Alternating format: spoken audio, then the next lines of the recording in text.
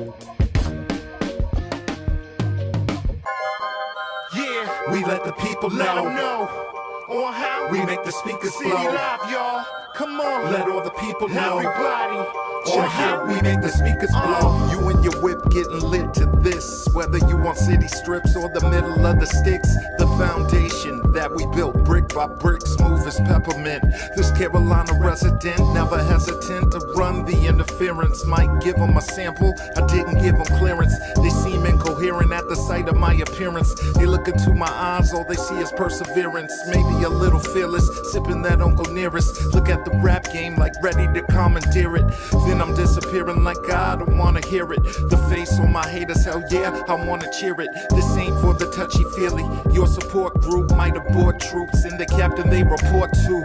Sucker, you old news, now heed my command. I'll have boots on the ground from 1,000 different fans. Yeah, we let the people know on how we make the speakers blow. Live, y'all. Come on, let all the people know. Let's go. On how we make the speakers blow. Hey yo, you fucking with me, better get your shit right. I'm scarier than walking through Brownsville at midnight. Man, I've been there, the streets get darker than Wesley Snipes. You better have a gat, bat, or a knife. I was outside when niggas had Suzuki Samurais. Impala SS's the hoes with fantasize. Speakers going dumb like E40 in the whip. And you know that I keep it, got the 40 in the whip. Got the 30 in the clip. If you check it out my drip, they say, right there, put the hop in the hip. I say you fucking right. Young and I've been nice. Like white people say, you're skating on thin ice. I was raised around savages. The shit that I seen make you say, damn, like fabulous. Niggas stretching coke just like Reed Richards. They moving that bass. Do you get the picture, my nigga? Yeah, we let the people know on how we make the speakers blow. Live, y'all. Come on, let all the people know. Everybody, on how we make the speakers blow.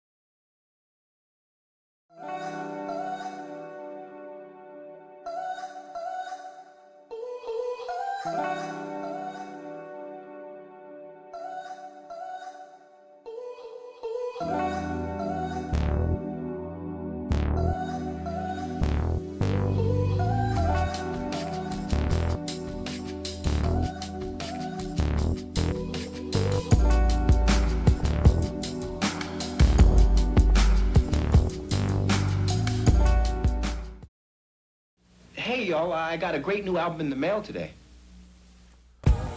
B-Dub Beats. Whether you're in the mood for romance or an intimate night of fondling and hardcore fucking. B-Dub Beats. If you're into water sports, this is the soundtrack for you. Let your stream of conscience flow as you rock over B-Dub Beats. Cause you know you want it bad as I do. B-Dub Beats. Light her ass up She said her shoulders hurt, but those B-dub beats were playing. Oh man, some things are worth pulling out for, like D-Dub Beats. here are the beats that made Florida Evans drop the punch bowl.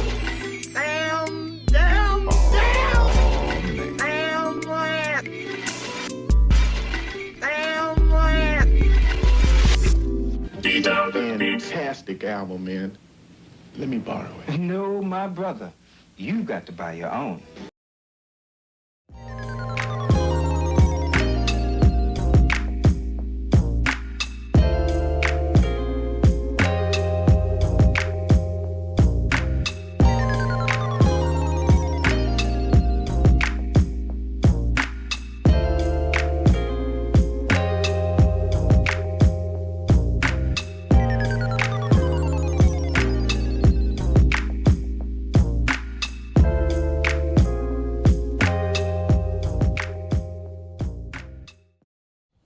And we're live. What up, what up, what up, what up, what up, what up? Back in effect, it is the effing podcast. I am B-Dub. Branson. Son, a.k.a. Alpha Dog. Woof, woof.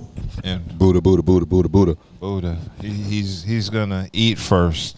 He's in the house, though. Yes, he's I'm in the here house for the intro. on time. I'm here for the intro, goddamn. He's in the house. Shout out Kelly Joe. What's happening? Kelly Joe is not with us today. Right. She is enjoying some comedy by the legendary Malik B. Well, we thank everybody for tuning in tonight, wherever you're tuning in from. Shout out if you're on YouTube, if you're on Facebook. Like, share, subscribe, comment. Tell a friend to tell a friend. We're trying to reach 10,000 subs on YouTube. So if you're, we can do it. We Where can we at? do 6? it. We're at 6, and 6,000. we got about 3 months left, and we're trying to get to this 10K mark. So we appreciate it if you tell a friend to tell a friend. Share clips. B-Dub cuts up all the clips. He puts a lot of time into cutting up those Hype clips. them up. They got the hype machine up on them. Time and they're cutting up all these clips for us, so we're very thankful for No doubt. And share our clips, share them if you like them, share them. If Share you them don't on your like stories. Hit the dislike. you know, whatever it is. It don't matter. Any interaction with our clips is positive engagement. Algorithm. So leave a comment. All that good stuff. You can even call us ugly. Right. I see it is that. what it is. Yeah, I see that comment. I was like, word. Yo, somebody left a comment on one of our Cardi B reviews for her album, and she said we were ugly men, and I was just like, wow. All that over an album we liked. So imagine if we hated Cardi B's album. So, but anyway, we're gonna start off with our usual customary shout outs. Word. Birthday was Thursday. Oh yeah, birthday shout out to Hassan. We were gonna get. I was gonna shout your birthday out. It's a couple of shout outs I want to get tonight, but we were gonna do our customary shout outs. Then well, first shout out to chat, Madam Sincere. What up, fellas? What up? Glad you are with us at the start. Yeah, so we're gonna do our customary shout outs. Shout out Eighth and Fancy. Shout out. All of your adult beverage snacks and needs. And then we're gonna give a shout out to Dank Drinks. Shout out. The dankest of drinks. I wanna they need a mascot. They need Count Dankula. That would be dope. That would be dope. I want some free dank drinks for my idea, y'all. Okay, then we're gonna give a shout out to Crimey Dealers. Shout out. They need a mascot too, but I don't know of anything positive I could associate with the word crimey. Yeah, but last but not least, the local plug. Shout out. Please eat responsibly. So yes, it's now. We're going to get into the happy belated birthday, Hassan. Happy belated birthday, Alpha Dogs. How did you enjoy your birthday? What did you do for your birthday? Yeah. I ain't did shit. Because it was during the middle of the week. You know what I'm saying? They, had to get up and work, so couldn't drink because, I had to get up. So other than that, but. You don't need to drink to enjoy yourself. You're right, I don't. I mean, I'm cool. I don't drink that much. Your birthday fell on Thursday? Yeah. Was it Thursday? It's still a good day. It's the pre-Friday. It's the Monday, Tuesday, Wednesday birthdays that you just might as well go to work. I had a high-end client the next day, so I had to be on my A game. You feel what I'm saying? So other than that, we're gonna high-end client. Yeah. Let's make sure I clarify that. So, McNeil's Touch Mobile Detailing. That's what I do. It's one of my businesses that I have. So, one of my high-end clients, he's a multi-millionaire attorney and stuff. So, I went out and did 2 of his vehicles and stuff. So, I got to, make sure I'm presented. Did that. Got $100 tip, So, yeah. Well, happiest of happy birthdays, my Yes. guy. Hope you enjoyed it to the utmost. I got another shout out. I want to shout out my man Levi Johnson Jr. Got to give my guy a shout out. Levi was awarded with Health Education Professional of the Year by South Carolina Association for Advancement of Health Education. Levi is a teacher, and Levi is amazing. So I definitely want to give a shout out. Want to give a shout out to Buddha Kids God Daddy. Let people know that there are people out here really making a difference in people's lives, and it's really health education. Yeah, we're on the up and up these days, so we gotta give love where love is due. So I definitely gotta give a shout out to my guy Levi Johnson Jr. Repping, where is he? St. Andrews Middle School. St. Andrews Middle School in the Met. In Columbia. In Columbia. And then I just want to give Rock and Jack a shout out just because they were heroes this week. They were just being super as always. My parents are, I know everybody always talks about how great their parents are and stuff like that, but I always put my parents in the running because my parents are phenomenal. So I just want to give them a shout out. All right. Cool. We were called ugly? Yeah, we were called ugly. Yeah, she was talking about you. Look, you were the only nigga in the clip. Yeah, exactly. I've been called worse. And I'm good with it. You know what I'm saying? I've lived with this space for get ready to be 50 years now, so I'm good with it. Yeah, don't put too much stock in it. The people that talk the most don't have profile pics. It doesn't bother me at all. I'm not ashamed of my face. It doesn't bother me at all. It takes a lot to get up here and do what we do. It really doesn't. I think it does because you're putting yourself out there. Yeah, but if you don't read the comments, you would never know. Well, right. You're right. Yeah, so I only read the comments because I be chopping up clips, and you happen to stumble upon a new notification. Like, let me see what this says. Oh my God, we're ugly. Yeah. Uh-oh. It's all good. All right, let's get into a topic because I did want to start off with a big RIP. RIP to Assata Shakur, yes, fugitive black militant passing away in Cuba. A lot of people weren't familiar with Assata Shakur because she's not somebody they discussed growing up in school. Exactly. I didn't know about her till Common dropped Like Water for Chocolate, and he had a song for Assata on there, and that's when I first heard about Assata Shakur from Common. And that's why he's still my favorite rapper of all time. That's Tupac's godmother, right? Yes. Right. Okay, so Assata Shakur was a black liberation activist who was given political asylum in Cuba after 1979 when she escaped from a U.S. prison where she had been serving a life sentence for allegedly killing a police officer. State trooper. So, yeah, basically the story of Assata Shakur, she was born Joanne Deborah Chesmard, and she did pass away last Thursday in the capital city of Havana, and it said due to health conditions and advanced age, as confirmed by the Cuban's Ministry of Foreign Affairs. So basically, the story of Assata goes, she was a member of the Black Panther Party and the Black Liberation Army. Her case had been kind of one of those things that had tension between the U.S. and Cuba. That's why when Obama got in, he allowed the embargo for Cuba because there was so much tension, and this was one of the reasons why. Basically, May 2nd, 1973, she and 2 others were pulled over by a New Jersey state trooper because their car had a broken taillight. From there, a gunfight ensued.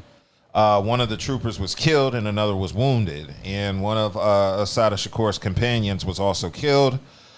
She fled but was eventually apprehended. She was found guilty of the murder, armed robbery, and other crimes in 1977 and was sentenced to life in prison. She was charged with additional bank robberies and a non-fatal shooting of 2 other police officers. However, most of these charges were dismissed or resulted in her acquittal. So they tried to pin a lot of charges on her for crimes that she apparently did not commit. And those charges were later dropped or dismissed.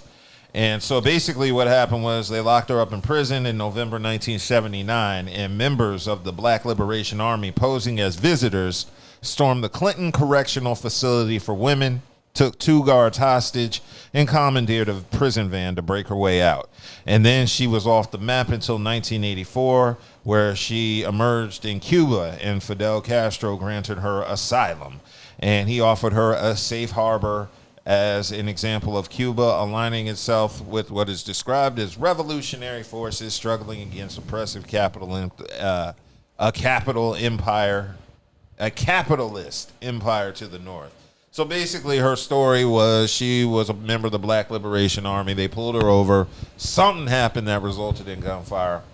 I'm pretty sure there was some antagonizing going on. Of course. They put all of it on her. All the charges were dropped, but they still arrested her for some of the things. And that's when she got freed and went to Cuba.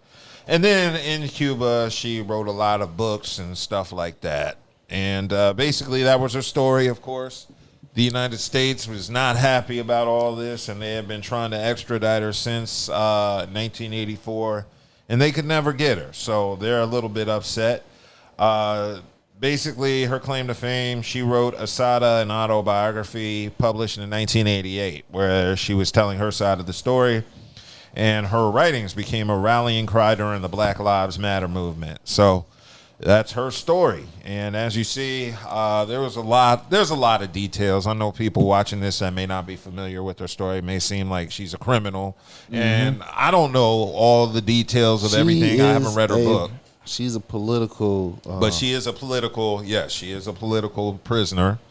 There was a lot wrong with the case, and a lot of it is due to her association with the Black Panther Party and Liberation. the Black Liberation Party, correct. Which, back in those days, even now, they are deemed terrorists. Yeah, they are deemed terrorist groups. Which they're not, though. Yeah, of course. I don't believe they're terrorist groups. They were just fighting for black liberation, and they black power. Yeah, they didn't follow the MLK civil rights nonviolent movement. Protecting black people from police brutality. Yeah, so that's the story of Assata Shakur, Tupac's godmother. Of course, Public Enemy has referenced her, Rebel in the song Rebel Without a Pause. And of course, as I mentioned earlier, Common basically told her story in a song for Assata in his Like Water for Chocolate album. That's a pretty damn good album. So y'all go ahead and check that out. You can pull it up on your streams. It ain't like back in the day where you had to join one of them CD clubs for 11 CDs for a penny, and you end up owing them hundreds. You just go on YouTube. Just go on YouTube, Amazon Music, Spotify, whatever you got. Pull up Commons Like Water for Chocolate album and listen to a song for Assata, because he really does break down her story through the song. So it's pretty deep. So yeah, R.I.P. to Assata Shakur, political prisoner. I implore a lot of people to read her story. There's a lot of details I didn't discuss that would maybe change your view if you think all the stuff I read is just criminal behavior. There was more to her story than that. She wrote a lot of interesting stuff y'all need to check out. So R.I.P. And we're going to keep it moving, because I know we discussed this last week. Jimmy Kimmel. Yep. Jimmy Kimmel is back. Yep. And it looks like Sinclair and Nexstar, the distributors of his show that were banning his show in certain markets like Seattle, I think he said, D.C., and places like that. They all got together and they said, we surrender. And he's back on air. They had no choice. They had no choice. Oh, he had a hell of a lawsuit against their ass if they did. Yeah. And fan backlash. Fan backlash was crazy. Yeah, they lost billions. The fan backlash was crazy. People really rock with Jimmy Kimmel like that. And then, like you said, the reason was just, it was stupid. Even the ones that didn't rock with him, because he had conservatives speak on his behalf, like Ted Cruz, Rand Paul. They spoke on his behalf. A lot of people who didn't watch the show or agree with him, they spoke up on his behalf because, again, freedom of speech is freedom of speech. That's our First Amendment rights. And remember, Trump first term, he was talking about censorship. Now this is exactly what they're doing, censorship. But all this is a ruse because we all know he doesn't want to release the Epstein files. So this is all just gun and smoke. Mm-hmm. So yeah, Jimmy Kimmel was back on air. I admit, when his monologue hit YouTube, I watched it, and after it was over, I did what I normally do with Jimmy Kimmel's show and not watch it. So yeah, you just wanted to see that one monologue, see him talk shit, and then the most anticipated monologue probably ever on his. I think me personally, he gave a little bit too much credit because he was spot on.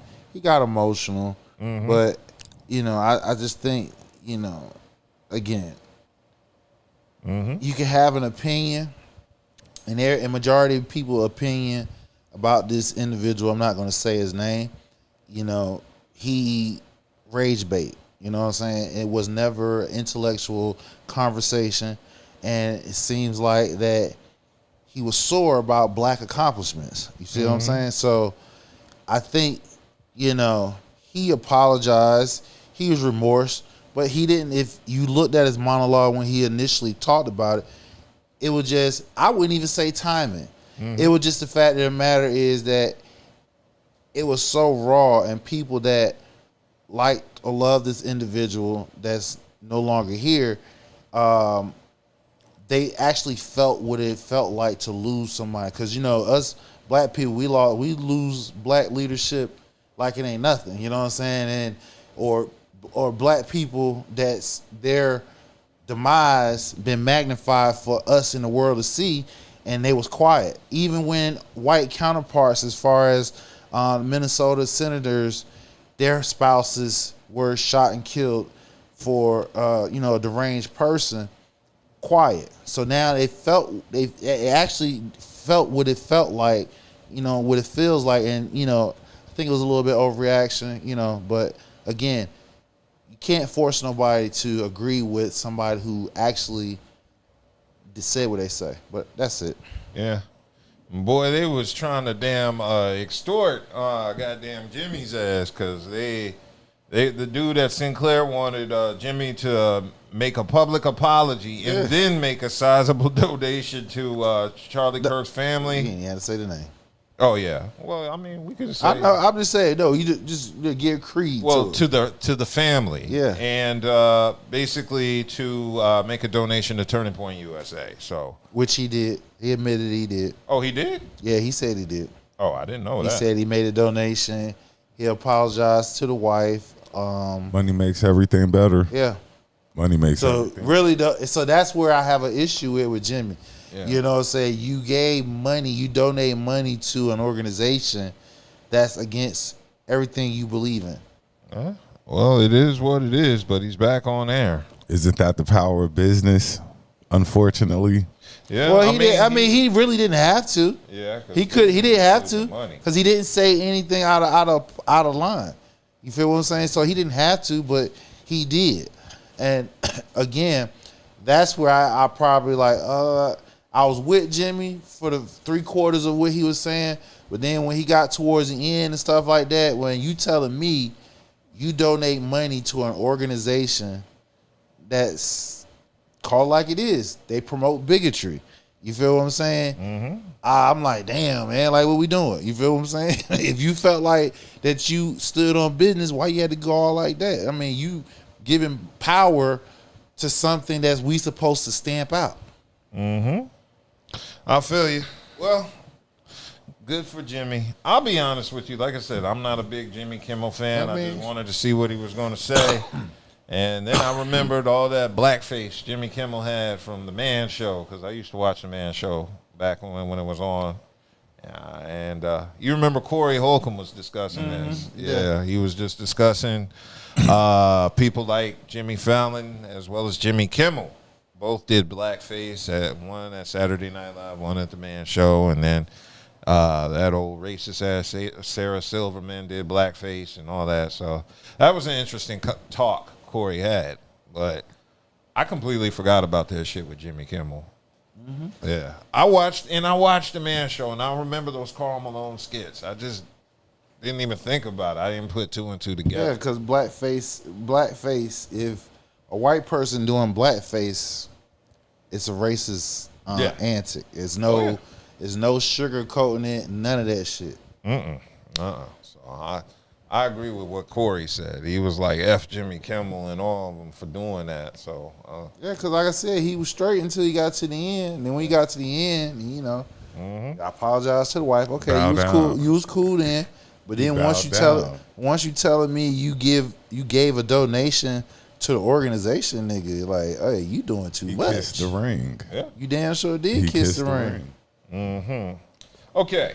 I wanted to move on from Jimmy Kimmel because Young Thug was on the Pivot podcast with Channing Crowder he sit the and fuck Ryan down? Clark. Shut And yeah, there was a pool of ignorance in my honest opinion. That nigga was just swimming in there. High level ignorance just jumping I'm just up. like, what the fuck? Every week is something with this nigga, bro. Like, damn, sit the fuck down.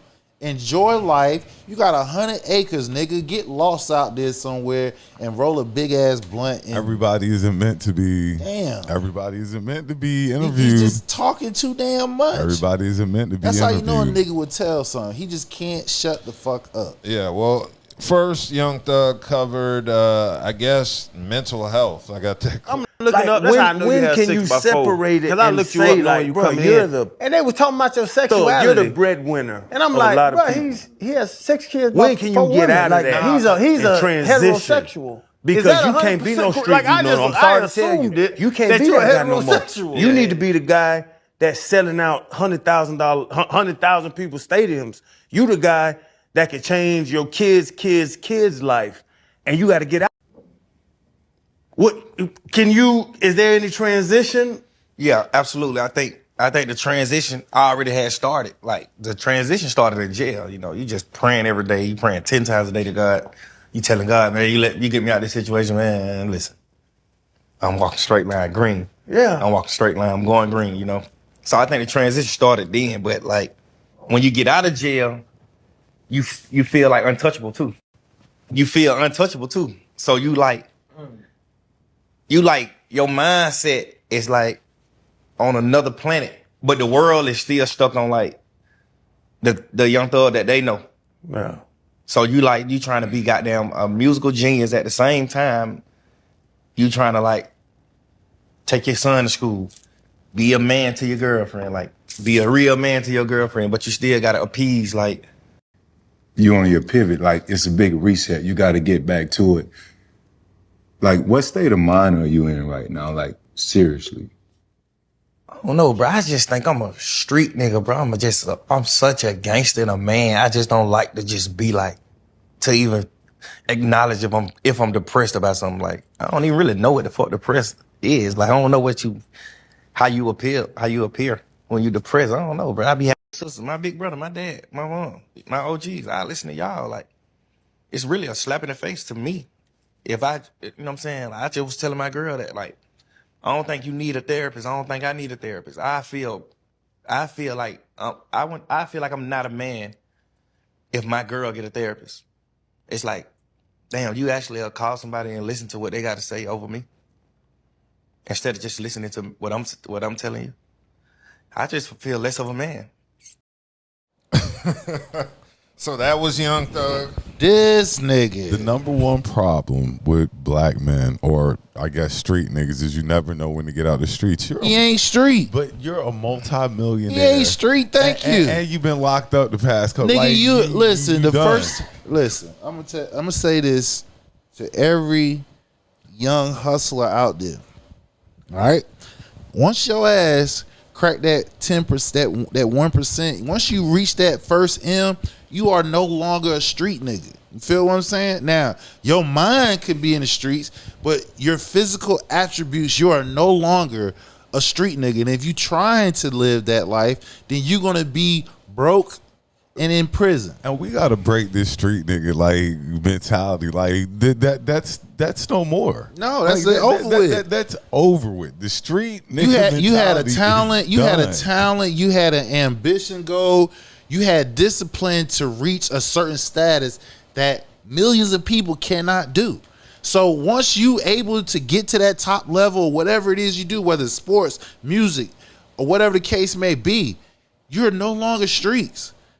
Because a street nigga he make it day to day. By any means necessary. Any means necessary. You know what I'm saying? Don't know what's going on he living day by day and shit. This nigga got millions of dollars. He beat a fucking RICO case. When you do that, you got money. You feel what I'm saying? No street nigga beat RICO cases. They take pleas. Well, yeah.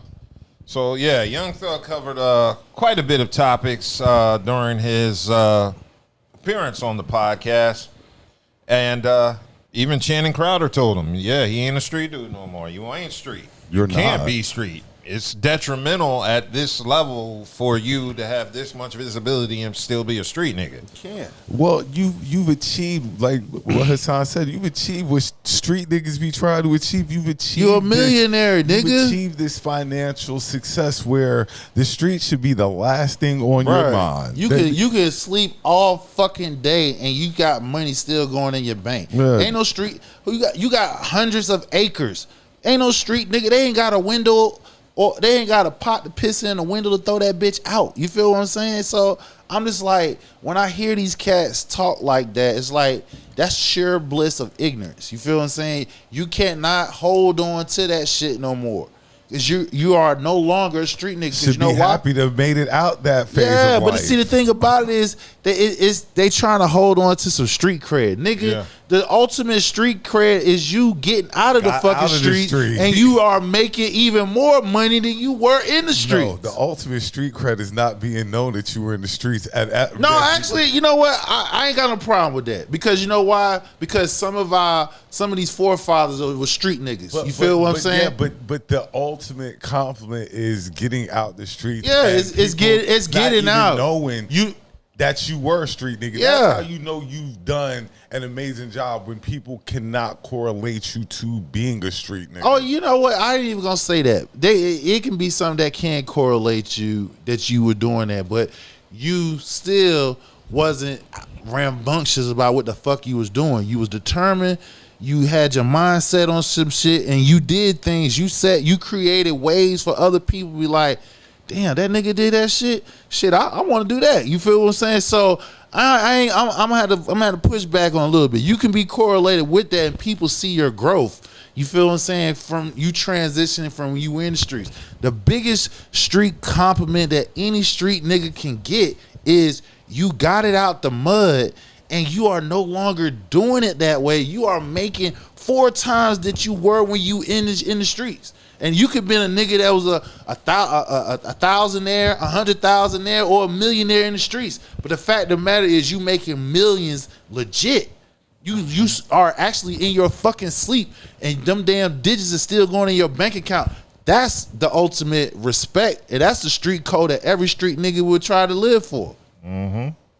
In addition to that, Young Thug reveals Drake texted him after all the leaked jail calls happened. So basically, Young Thug said during the podcast that Drake is riding with him. He said the jail phone call. What did I say last week? What? What'd you say last week? You said you asked the question, is his career over? I said, hell no. Nah. I said Drake liked his fucking post, and they chatting. Long as he got Drake in the hip pocket, because you just said it. You said he ain't making no. Drake ain't really making no. You no right. waves. You right. You say he ain't making no music, but not being funny, but Drake ain't really making no. I feel waves. you, but him and Young Thug collab right now. That'll give both of their names something buzz off, ending off the year going into 2026. Yeah, well, Young Thug said that Drake texted him. He said, nigga, I love you, fuck him. Drop the music, bro, let your music talk. And then he added a few others picked up the phone as well, but not everyone did. He also mentioned there's a few people that didn't call, so I'm damn near happy that the shit happened because it showed their colors. And so he was happy about that. He happy because he got the one name, Drake, behind his ass. Trust and believe. If Drake didn't love that apology post that he did a couple weeks ago, that nigga wouldn't be out here with his chest poked out. He would still be on his apology tour. Cause what he was doing just last week, the past 2 weeks. Drake ain't really like right now, music wise. Drake ain't the one to run to right now. Like, and then I got a question. Then since Thug did drop his album, anybody listen to it? I have not. I haven't listened to it. Okay, I don't even know how to. I didn't even know he dropped it. I didn't even know he dropped. I didn't even know he dropped one. He do like everybody thought he dropped his album. No, I meant heard to one hear it. song. That was enough for me. I hear no, but you would think it would have been played on the internet, on the radio station, something. Well, I mean, it literally dropped Friday. Well, I didn't know nothing about it. No, I knew about it. I meant to listen to it. I just didn't. I started listening to my shit. It made me listen to Cardi B. I should have been like, everybody, make sure you listen to Young Thug's album before you get. Right. Like everybody, listen to Young Thug's album. Before I didn't we know. come to the Really, show, I didn't know it dropped till this morning when I was doing topics, and I said, I was listening. Well, then, if that's his fault then, because it's bad marketing. Even though I had heard about it. I heard he pushed it back. Like, I don't even know how to pronounce it. Yeah. How you pronounce the album's name? Because I don't know. It says IU Scuddy, whatever. Oh, I don't know. UI Scuddy. Is it UI or is it? That's YN talk. I don't know. Oh, okay. That's that broken language. It's the done language. Right. That is definitely that's not the dumb language. That's not the dumb language. Well, I mean, it's there for that's the dumbed down done language. Done definitely without approval. Shit. Okay. Well, Thug also admitted. He said he's not cool with all these phone calls, and he said, "Damn, I was really on the phone talking about people. No girl in my entire life can tell you that I pillow talk with him." And then he said, "That shit get to me every day. I was really on the phone like a pussy."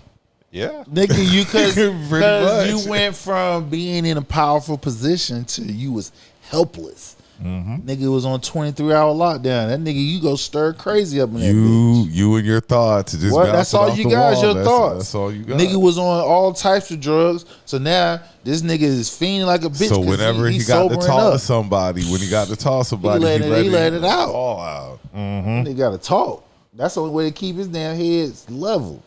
Yeah, I didn't really like the way he discussed mental health. That was kind of weird to me. Right. When he said he ain't need it.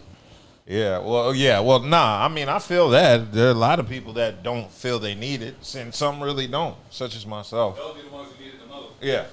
Nah, I don't need it. I was gonna say, Dub said such as myself. He was like, those are the ones that I don't need it. Every time I've been to 4 different therapists in my life. I mean, at different points in my life, and every single one of them said I'm normal. Like, we don't need to see you again. The last time I had to do it because my job made me. But job made you. Yeah, they piss test me and they found weed in my system, so I just pretended. This is way back in the day when I worked jobs that required drug tests. So I just faked like I was an addict and I needed help, and so they made it. So they sent me to a. yeah, I was on some Chappelle shit, like in Half Baked. So. I said Chappelle, not Bob Saget. So yeah, they sent me to a therapist, because they made it seem like I was in substance and shit. And I just told them that. No. They didn't make it seem like you made it seem like No. They made it seem like I needed treatment. But you made it seem like to them that you needed it. Yeah, like because you were smoking. Let's do the story right now. Don't be like, well, you made it seem I like to this. them that I they needed the therapy you. Yeah. Well, anyway, I went to the therapist, and the last time, and he said, "You're perfectly fine. I don't need to keep seeing you, but I know for the purpose of your job, I have to document when you show up and when you don't. So just come here next week and we can talk about whatever." And we ended up just talking about rap music and video games and TV.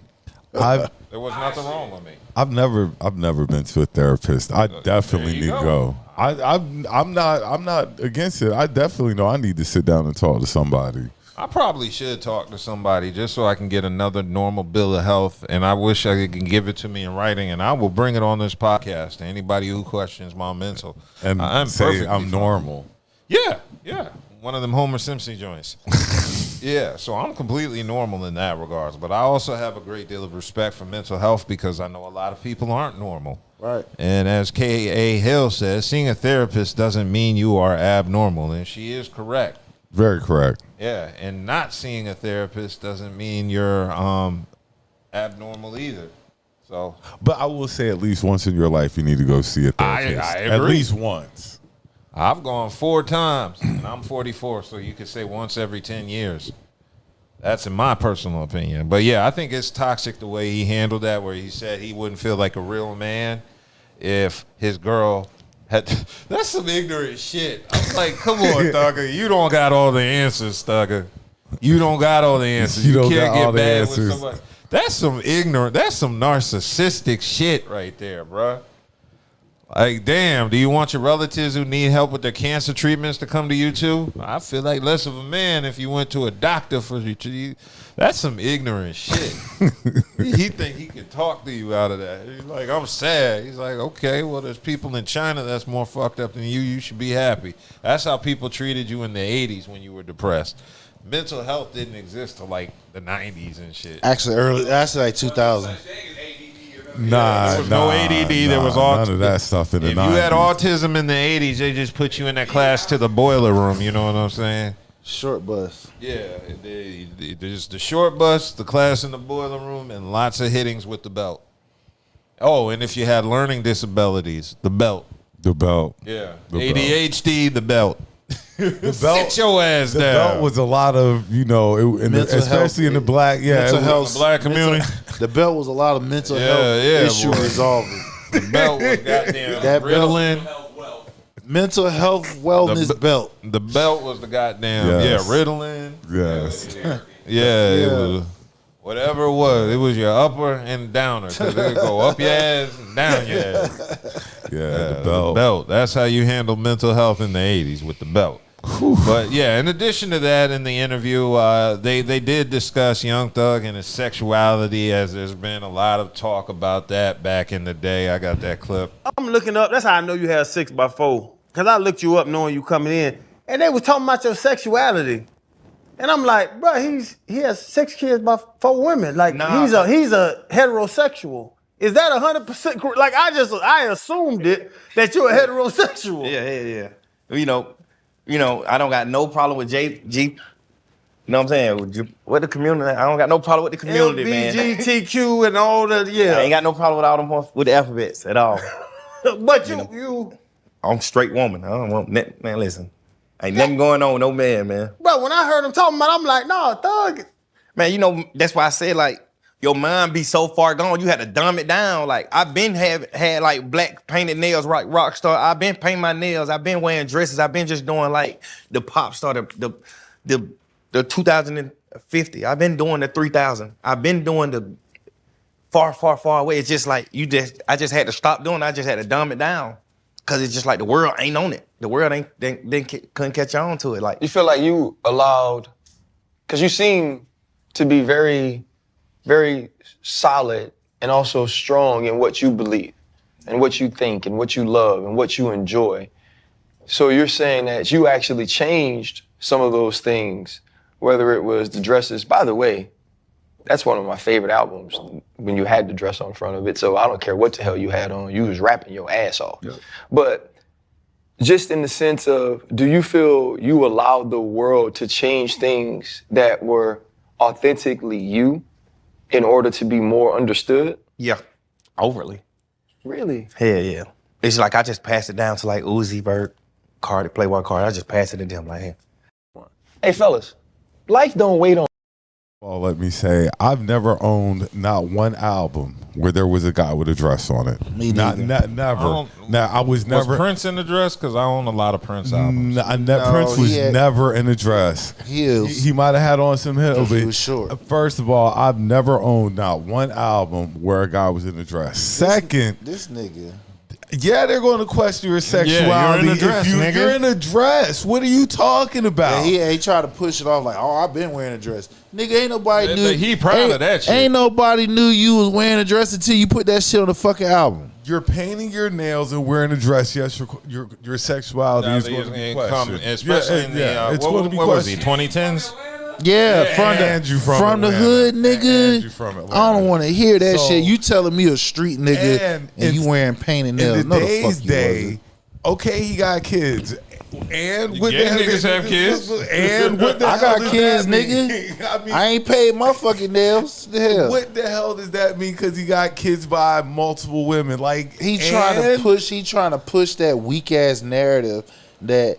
Just call it like it is, because you heard what he said. I passed it down to Lil Uzi Vert and Playboy Cardi. He's trying to create his own trend where it's cool for men to wear the purses, the fucking dresses and shit, almost like you're blurring the lines between a man and a woman.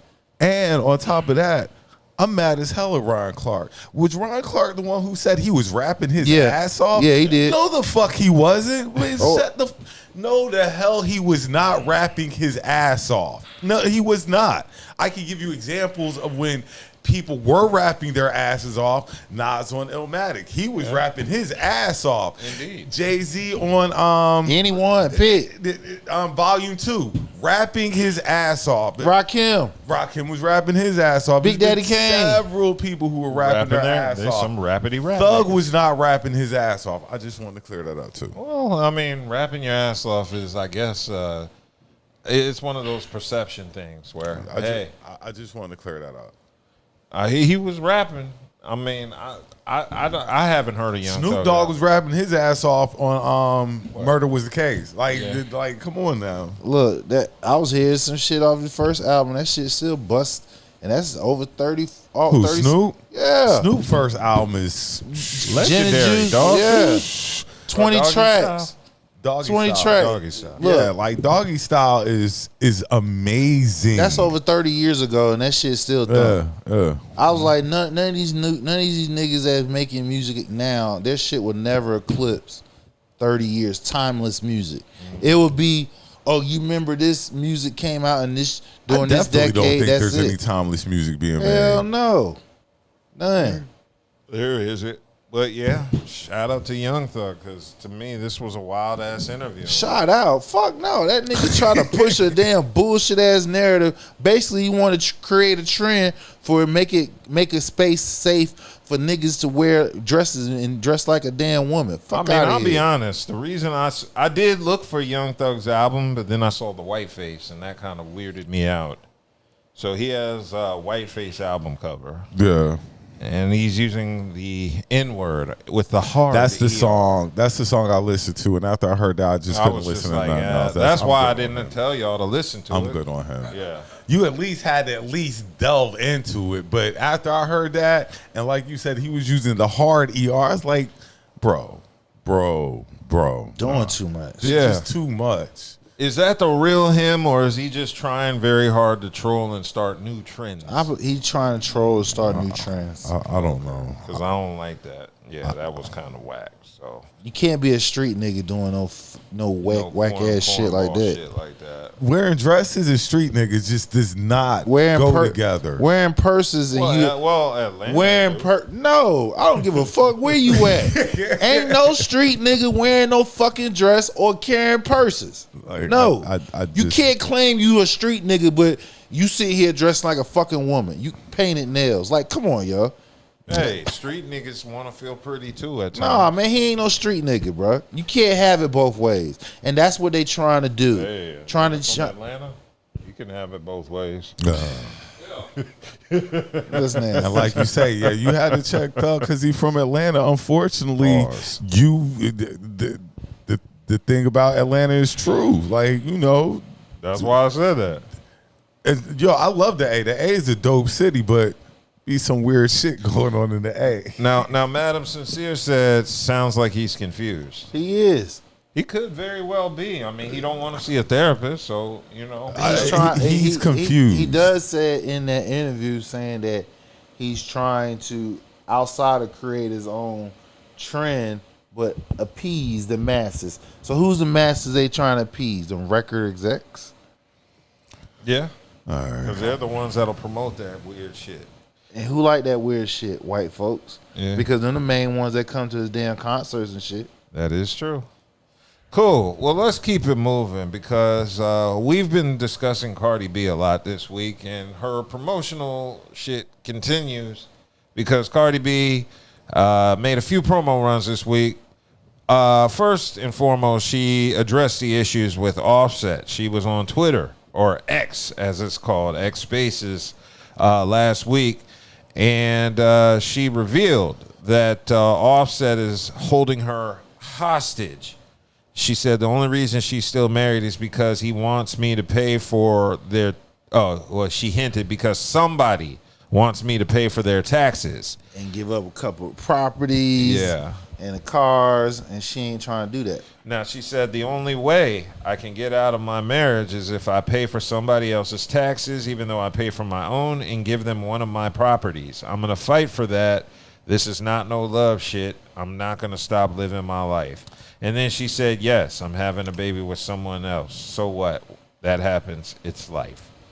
And so that was what she addressed. So basically she's saying that the reason she can't get out of her marriage is because Offset wants his taxes paid and he wants a property. I'm not mad at him.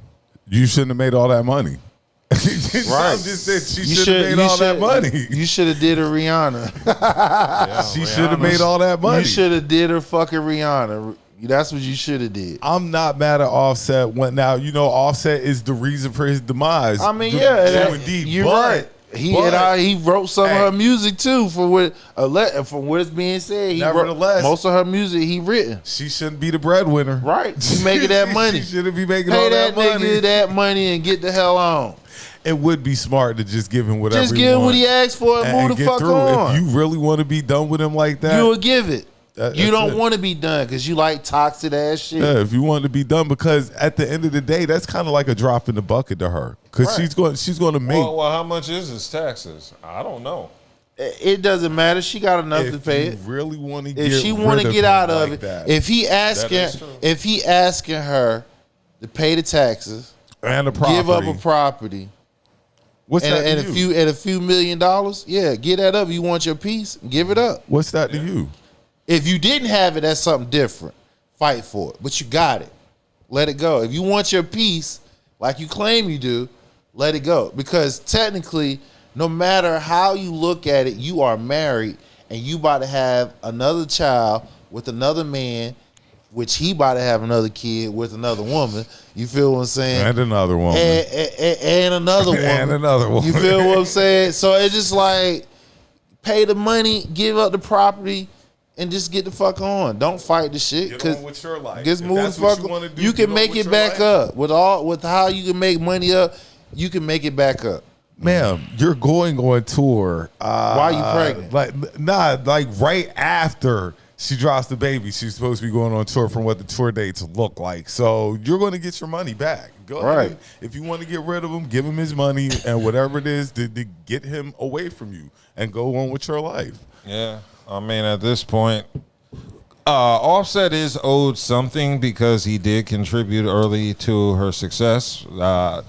Apparently, didn't he write some songs for her? Yeah, he wrote songs for her. So, yeah, he is owed something. I'm sure he wasn't compensated fairly because they were a couple at the time and married. So what's hers is his and vice versa. So he is owed something for being married to her because he contributed something tangible to Cardi B's career. And some women will say Offset got visibility by being with Cardi, but no, it's the other way around. Yeah, well, both. I mean, I think he was hot already with the Migos. Both were. I think because she was doing the love and hip hop thing. She was just coming up. She was on TV every week, right? But everybody know about the Migos. Yeah, I think they both helped each other out in that situation. Oh well, okay, you said that. In that case, yes. All right, yeah. But a lot of people will say currently he benefited from. Oh, right now, yeah, she's definitely the bigger star than he is, and because he ain't making no music. She will be because he doesn't have. I don't think he has the talent without The other two. The group. Yeah. To be I don't big think like any either of them have the talent to be solo artists. No, they was good as a group. Yeah, like you'll never match that ever. Not on your solo They joint. complemented each other weaknesses and strengths. Mm-hmm. And see that, and I believe that's what a lot of people get it twisted at. When you have success with multiple people, right? Sometimes they feel like, well, we done. I can go do my own thing, not really knowing like where you are due to the fact some of your weaknesses that they cover up. It's going to be exposed by yourself. Man. It's hard to recreate success with another batch. Mm-hmm. You see what I'm saying? Everything, when you hit success, everything's hitting at the right time. Everything. You even got some luck popping off, all that shit. And it's never going to happen again like that for Offset, I don't believe. No, he's really going to have to get in the lab and start. He going to have to really get in the lab and start putting some shit for himself. Or he gonna have to reach out to his cuz and be like, hey cuz, we need to get back. Oh yeah, they're family. That's I don't even think that would, because then you're really going to be highlighting that you ain't got what you call it. Well, they don't, because if you really want to be honest, since Migos pretty much broken up, they haven't been hot by themselves. They've had a few hit songs here and there with collabs with various people, but that's what I'm saying. If they would get together, I think it would highlight even more of you missing what you would call it, and that he was really the glue of the group. Oh, you talking about Takeoff? He was the glue of the course, group. I'm sure they got some release. I'm sure they got some music, unreleased music and shit like that. So they still got some in the tank, but I believe since they broken up, they haven't him or Quavo. They haven't been hot. They haven't been, like I said, they've did collabs with various people, yeah, but as solo artists, they'll never reach that Migos success. Hell no, never. They nowhere near it now. Well, in addition to her discussion on X Spaces, Cardi B also did the Call Her Daddy podcast, and there are clips going around now, and she addresses her BBL rumor that her BBL stinks, allegedly.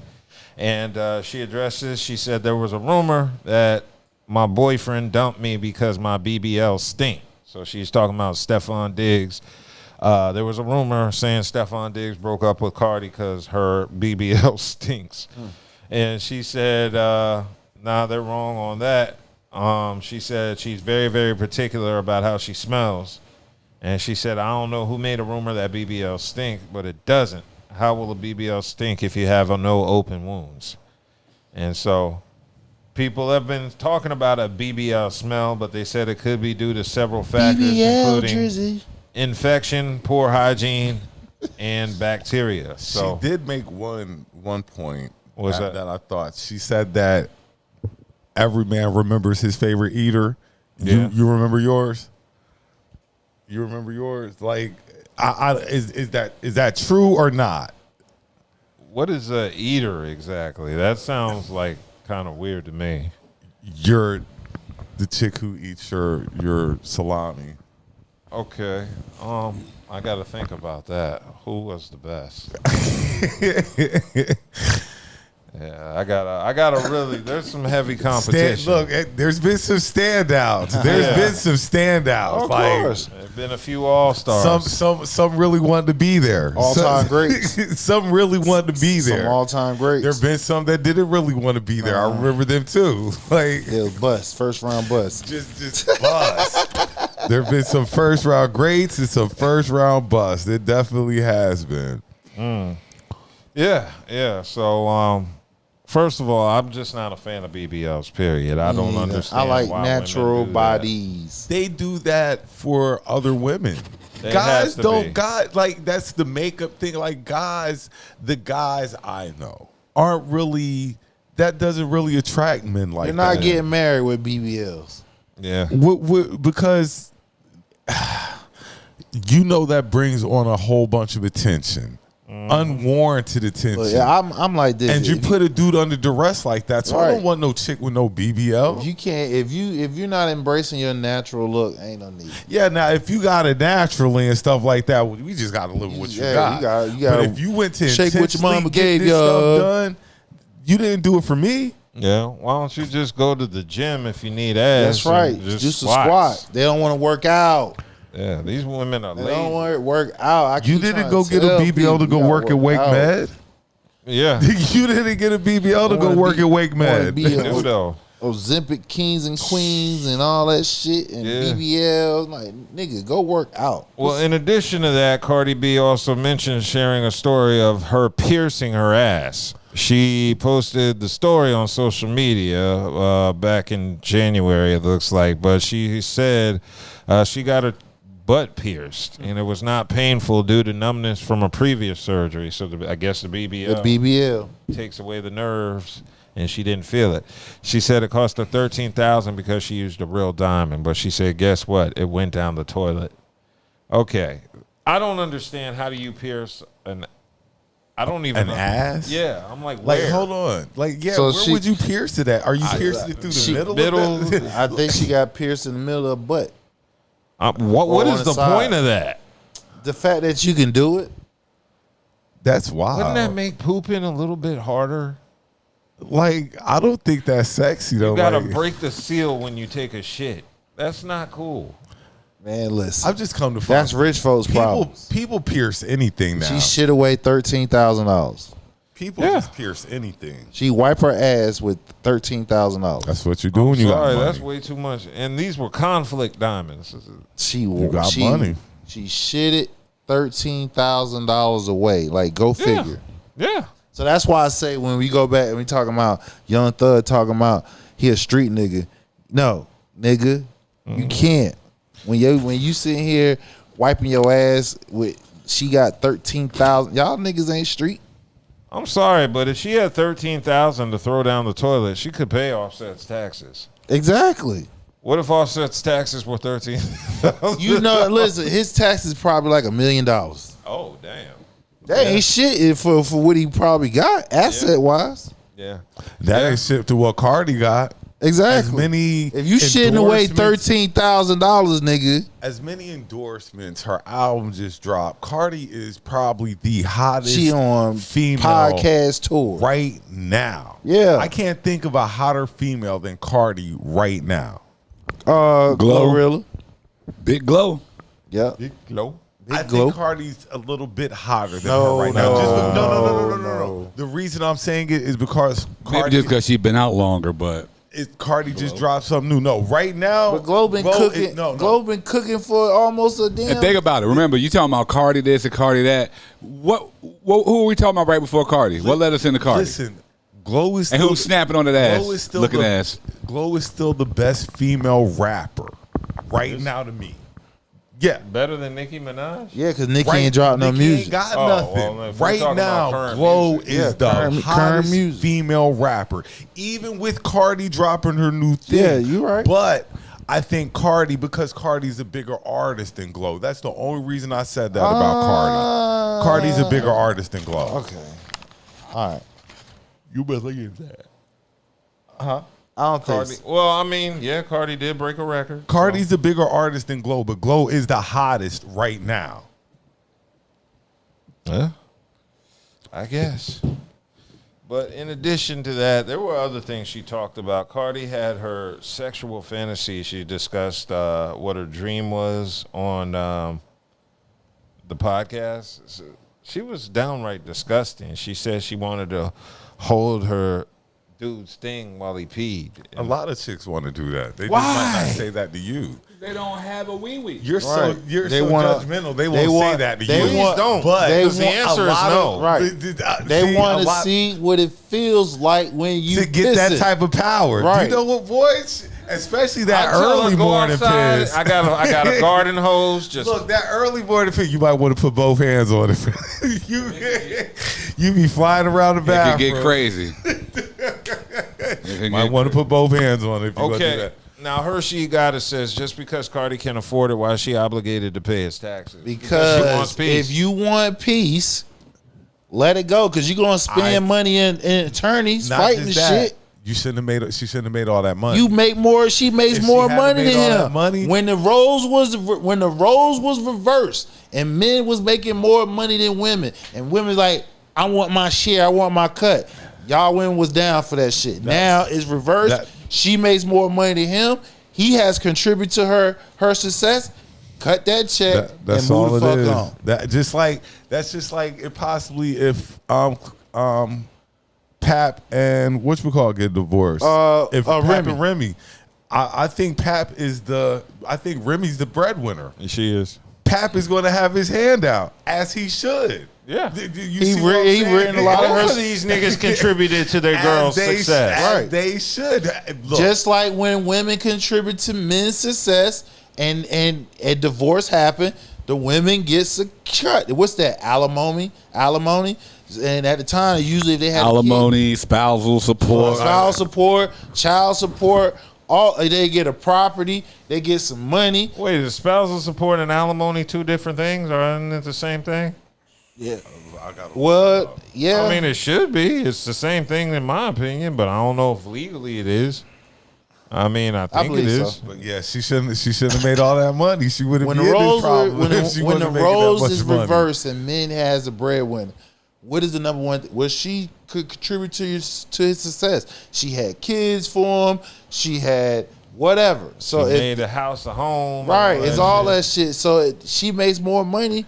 And cut that. And I don't see Offset really making any like I see Cardi making money. I don't see Offset really. Offset ain't making no money. Like not like Cardi. He getting Migos residuals. Yeah, or he which is good. Or when he do these features with other artists.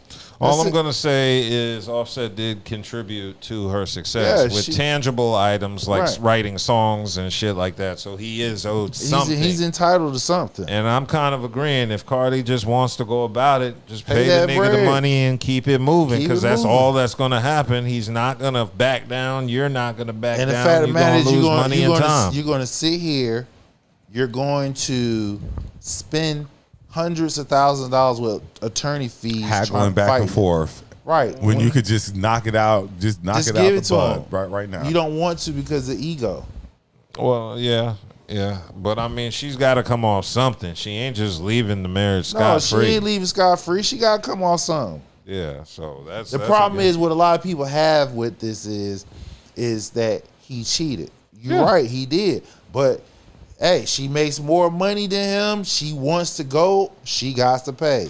Yeah, but the cheating accusation out the window now, because you're pregnant by somebody else. A whole nother man. So regardless of y'all are still married, so that cheating accusation, gone. Now it's you're pregnant by a step. So now present that shit in court, and how the white man gonna look at that shit. Yep, Hershey got it said that's what husbands do. And now that's what wives do in this situation, because Cardi coming on. She got to come on something. She going to have to come on something. Yeah, she got to come on something. She shouldn't have made all that money. I told you that she shouldn't have made all that money. This what happened when you want to be the boss. If she would have been a broke chick, you want to be the boss, you got to pay to be the boss. Went about his business. Bosses got to pay for shit that ain't even theirs or don't even have to even deal with. But if you want a peace of mind, here you go. Get the fuck on. Exactly. All right, what we got? All right, so moving right along, I wanted to discuss Dame Dash, because Dame Dash is now trying to make peace offerings.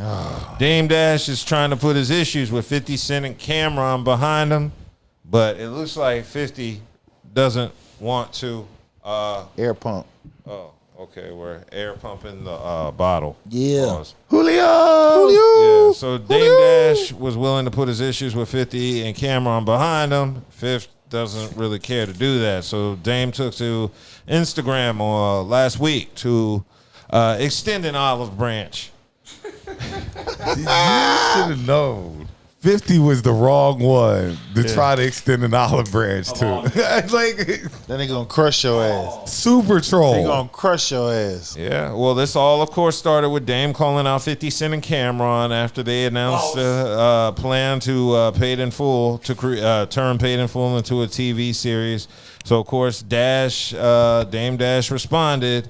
after going at Cam with a $300 million lawsuit against Cam for a loss of business opportunities. Pause right quick. Yeah, I'm sorry. I mean, we can't go too far. Got knowledge of comments because Hershey Gotta said that's what husbands do. Yeah, I know. You running behind. I know. I know. Dub hit that one already. Oh, all right, my bad. Yeah, so Dame Dash had called out 50 Cent and Cameron in as I mentioned, that $300 million lawsuit against Cam for loss of business opportunities, reputational harm, and emotional distress. So 50 responded to Dame's post. And he said, I agree with Dame 100%. It's better to work together. He said, we should sit down and figure out how to move forward. I believe we can create a path to more success. And then he said, oh, wait, Cam just said, fuck Dame. And it's a fake ChatGPT lawsuit.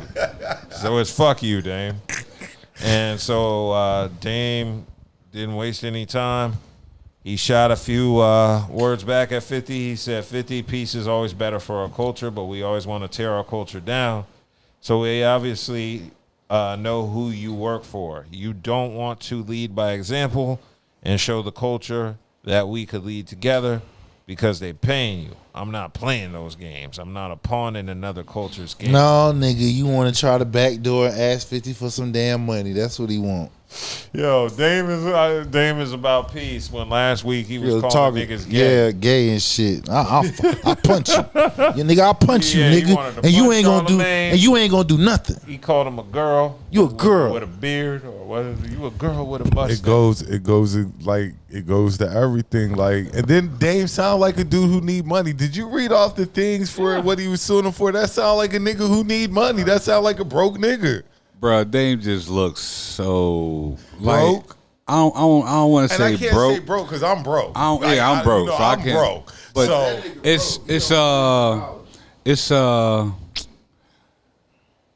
but you know how lost, I guess. Like he looked defeated. Maybe that's the term. He looks defeated. Yes, of course. Maybe that's that. Cause the only reason I'm saying that is because nigga, every time we've seen him really within the last 15, 20 years since his life was on the dash, you know, I'm living the dash. I'm living the dash. I'm living the dash. The fall of Dame Dash has to be studied. Like if you remember when we first met Dame in the video, Dame, you be your own boss. Like Dame was.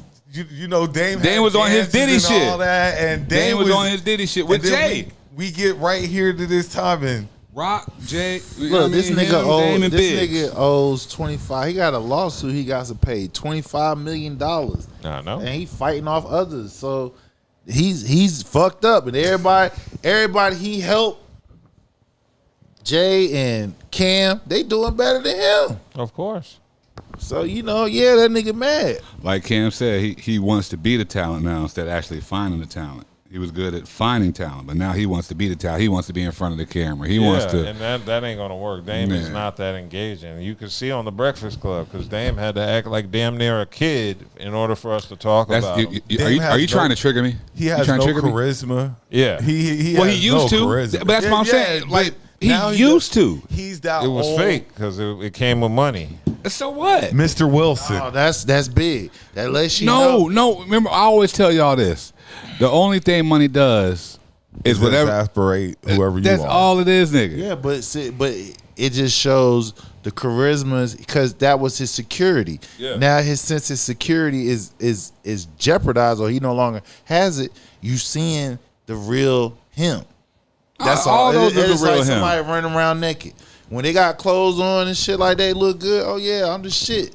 Let's strip that shit down, give him some bummy ass clothes and shit like that. This is the broke version of Dane. I know, and he fucked up about it. Well, you have a better chance of you and Cam squashing it. You and 50 ain't squashing. 50 don't squash nothing. He would with Dame. For what? Why? Because he did at one point in time have respect for him.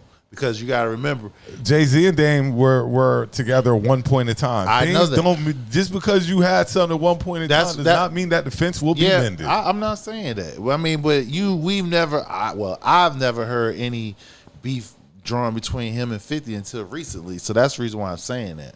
What, Dame and 50? Yeah. That was going to be a given no matter what. No matter who Dame was with, who 50 was with, they were going to always clash eventually because they're just two kind of similar breed where they just they're not going to bring Dame in on this project they're about to do. No. That's what Dame trying to do. Dame trying to get in on this paid in full project they get ready to do. That's what he trying to do. On the low, that's what it seemed like to me. Let's squash it. So, we put all this under the bridge so I could try to get in here and get some of this money y'all about to make on this project. Mm-hmm. Cool. Well, I hope they work it out and get it together. But, Do I really? Yeah.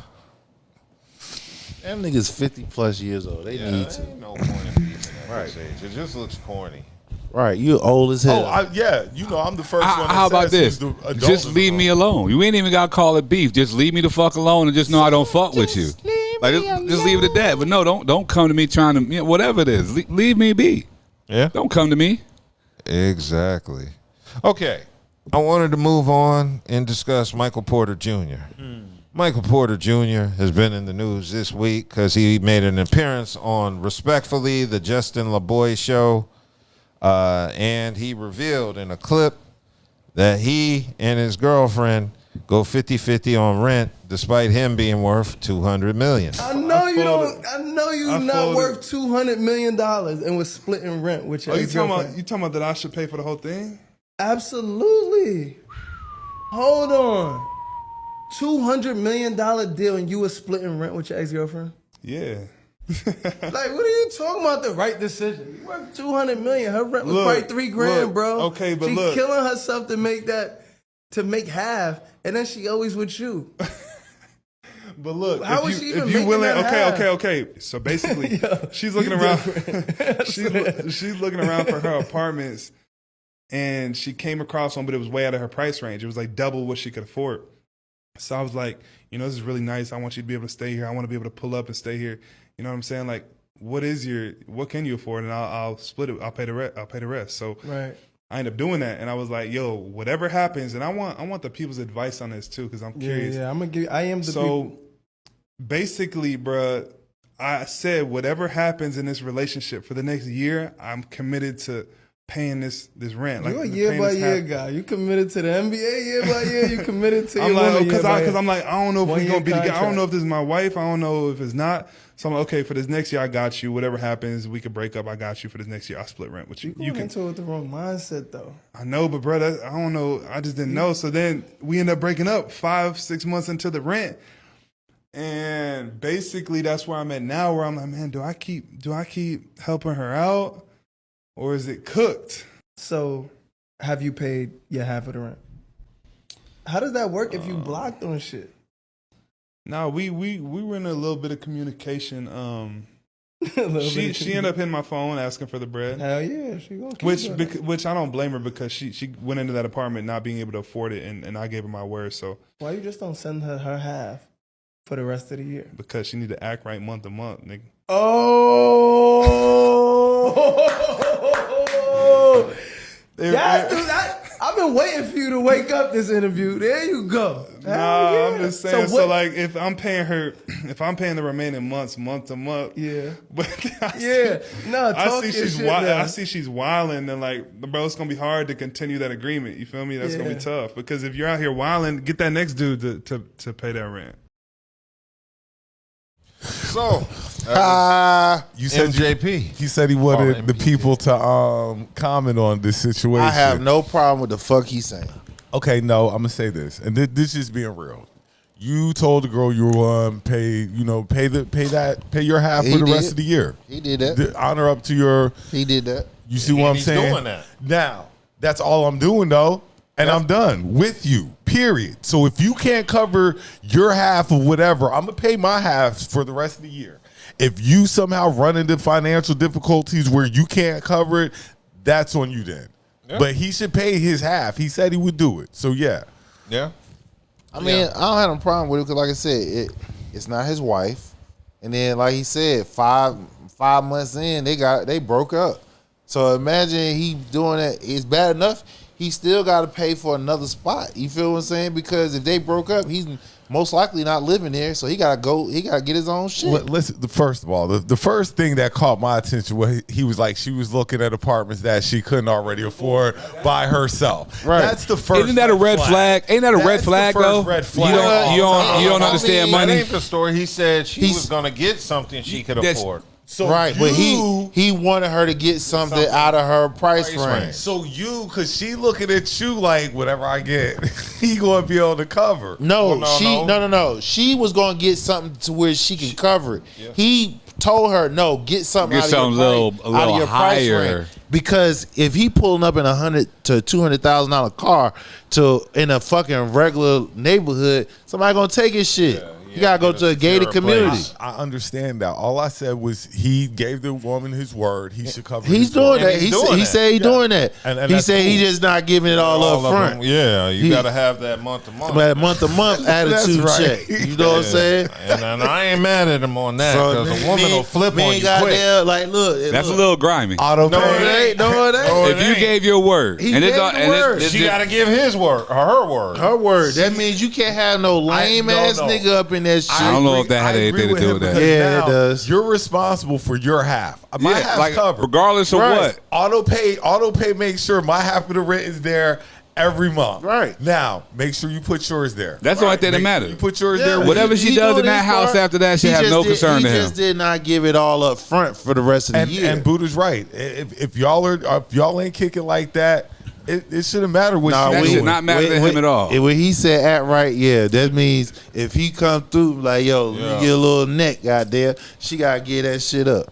Yeah. That's when he talk about act right. That means if he come through and he want to play, get up in it, yo. So now he got him a prostitute. Is what you're saying? That's what he doing. Yeah, that's what they're saying. That's a very high end prostitute. These chicks be that was his boo. That's part of him motivate him to keep giving him that damn money. And also, cut you off. And also make sure you ain't got no other nigga up in that bitch. As if you any do, adult let that nigga do it. You have to think about the worst side as well. We always think about the best side of it, but you have to think about the worst side of it as well. And she was thinking, we'll be together forever. It was 5 months. Now she got to probably struggle to come up with the other half of this They knew they weren't rent. going to be together because they already discussed what would happen if they split apart with this apartment. Right. So if you already knew it wasn't solid, you already got safety measures in place. Like I say, auto pay comes every month. My half of the rent will be there. I hope yours will too. He just said the dude just asked him why you didn't give up the whole half of the rent for the rest of the year. He's like, nah, she got to have that act right every month.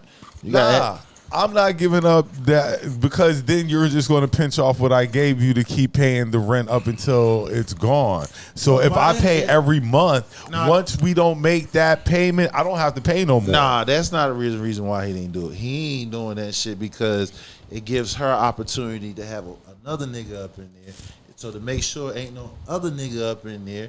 And if he decide he want to go play with that pussy every time he want to, she got to act right every month. That's what the act right movement is. Okay, well, now he does mention it's very hard when you have money to tell a woman's intentions. That's why. So for those that aren't aware of Michael Porter Jr., he signed a 5-year, $179.3 million extension with the Nuggets in 2021. And, of course, this year he was traded. Was he traded to the Nets? To the Nets. Yeah, so he was traded to the Nets this year when they acquired him in a June 2025 trade. So this happened after the season was pretty much over. And his salary will be $38.3 million for the upcoming season, and it will increase to $40.8 million for the season after that. Oof. So bruh's got damn near $100 million, well, 3/4 of a million. He's playing with who you said? With the Nets. Y'all gonna be any good this year? Like Hell you said no. You said it loud. The Like Nets, baby. What the Nets, baby. Just like we got Jackson Dart coming up this weekend too, nigga. We'll get into that. They got all excited. Nets and Giants, baby. All right. Yeah. We'll get into that later. But yeah, in addition to that, he's with the Nets now, but he also mentioned he had never bought a girl expensive gifts before his last girl. So this was like the first girl he went tricking on. And he thought it was cool to do, but he still wanted to know that she was with him. You gotta look at his age. So that means, yeah. But he was a teenager when he came in, a young, like 18, 20, like 21. Yeah. So you ain't buying. They ain't buying. They in video games and shit. You ain't buying no girl no $100,000 gift. Yeah. So he said every dude every dude wants to feel like a woman is with him for him and not just for what they have. So I guess that's why he lives by this G code. Right. That's why I know He's chicks smart. be with me for me. That's Because I ain't got shit. That's the reason. That's the reason why we was talking about niggas like Anthony and them, Anthony Edwards and them. These women, Jalen Green, the women that praise on them because they're not openly giving these women that shit. You feel what I'm saying? They're into video games. They doing still boys type shit. That what motivates them to get at it means bitches dropping, sucking, fucking, all tricking all on their asses, and they get open and shit. Here it is now, baby, or they coming out with some goddamn money. That's the whole key. These young cats that's coming in the NBA, a lot of them ain't fucking like that because their people, mom, dad, whoever their guardians, is protecting their ass from that shit. Now, once they get up there, depending on, the relationship type, that all depends. Cause we see Jalen, we see Daniel's mom. She like, I ain't playing that shit. You feel what I'm saying? Then we look at Aunt Edwards. Look, we like, damn, where the his people at? Somebody need to get on that. Or Jalen Green, same shit. So again, that's it. Yeah. So I agree with Michael Porter Jr., and this is something women need to learn from a situation like this, because whenever you date a man who has a lot of money and uses it on you, he has power over you. And it's just kind of weird seeing grown-ass women not figure this out. I learned this shit as a teenager dealing with my dad. So, well, if you're going to use him for his money, then yes, he's definitely going to have power over you. Period. A man with money who's spending it on you has power over you. If he don't want you going to a certain place, you can't go unless you want to shake shit up. That's the downside. Unless you can stand on your own, or you find somebody. I'm not talking about this particular. I'm just talking about in general. Or you find somebody that does what he's doing or better. I mean, if you want to date a man who has a lot of money, they're gonna have power over you, and the same thing with dudes. If you run into a woman who has lots and lots of money over you, she got power over you. It don't matter what the situation is, whether she uses it or not, she has power over you, and that's just part of dealing with somebody who has more money than you, more resources. They have power over you. They have control over you. I know, for instance, if I date a woman and I'm making more money than her, and I tell her to change her clothes, she got to change her clothes. Ain't no but to it. And I'm a reasonable guy, so I don't trip over shit. So if I'm selling you to change, it's problematic. But that's only if I have more money. If it was somebody like RIhanna, I guess I'd have to deal with it. Right. Just shut the fuck up. Yeah, I shut up and go with it. But if I'm the breadwinner, nah, you gonna put something over that skirt or something over, cover your shoulders or something, goddammit. That's the point of me being richer than you. Yeah, I got power over you. So yeah, ladies, remember that when you out here chasing these ballers. That's why when it's time for divorce, they get that money. So now Offset, hey, she got power over him. You got to get that money up. Mm-hmm. Yeah, and don't be a gold digger, because this is also something that happens to gold diggers. Yeah. So anyway, I wanted to move on from MPJ and discuss NBA Youngboy, because NBA Youngboy's concert in Illinois, in Chicago, got shut down. The United Center said no.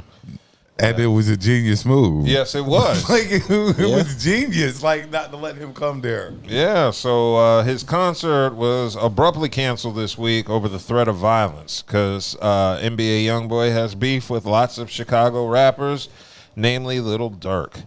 And, of course, NBA Youngboy is from Louisiana, so he can be from Louisiana with some Chicago niggas, and nothing will happen until somebody comes to somebody else's territory.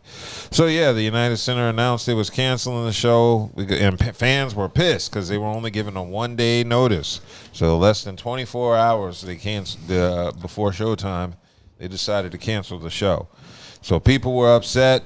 Business owners was upset. Everybody was upset. There were a lot of people who wanted to hear NBA Youngboy. Well, he coming to Raleigh, in case anybody. Well, just tell me the venue. To Raleigh. Tell me the venue so I can stay way away from it. Yeah. So Yeah, it looks like he's been on tour, NBA Youngboy, and we've seen chaos inside of venues in L.A. and Kansas City. The police didn't want to deal with it. Like, you know that was just going to fuckery, all-time That's fuckery. a situation ready to just happen. That's the situation that's ready to happen. Now, I remember a while ago we was having this conversation about when he starts, if, because he's big enough or whatever songs, and y'all talking about residencies out in Vegas. Mm-hmm. And I was like, man, y'all think they really want this type of crowd out in Vegas? No. Y'all remember that? And I remember like we were like, who could have a residency? And I was like, of this? And I was like, do y'all really think they would want his crowd out there? No, I don't think there'll be any drill rap. Not in Vegas. No, Vegas ain't gonna bring that residency. I'm just saying a in drill general. rap residency. Maybe 20 years from now, if there's but I don't even hear drill rap being played like that 20 years from now because it's not good. Chief Keef, what's he gonna do? A residency for shit I don't like? Right. No. What's his other song? Bitches love so. Oh, Bitches love so. All of it ain't no, bro. Sorry. RIhanna was original shit now. I'm sorry, you got to have a tight live show to get a residency. But I would don't have like that. They don't have that. If it would be, but nobody else, especially like you say, not Youngboy, because the crowd he brings with him, Bro, that's trouble. Hey, That's big trouble. that's what I was trying to say originally. Like, all money ain't good money, yo. Mm-hmm. Well, now remember, Dirk is in jail awaiting trial for his alleged. Don't matter. Hire for hit. He owns Chicago. Don't matter. Yeah, OTF still everywhere out there. He owns Chicago. Yeah, so this is. I don't like stuff like this, but it's unfortunate. But you gotta. You don't like real. stuff You don't like like what? stuff like what? Yeah. I don't like seeing concerts canceled because this is the same shit they did with NWA. Yeah, but it's different. It's apples and oranges with comparing NWA and I'm not NBA comparing Youngboy. their music. I'm comparing. No, I'm the talking crowds. about the crowds because NWA they still was talking about, they had stuff that was impactful. You know what I'm saying? Music that was impactful. It wasn't just straight diss raps and Right. drill. You know what I mean? Like, I'm gonna kill you. I'm gonna take drugs and all this shit. He's creating music that it's time to fight, nigga. That type shit. You know.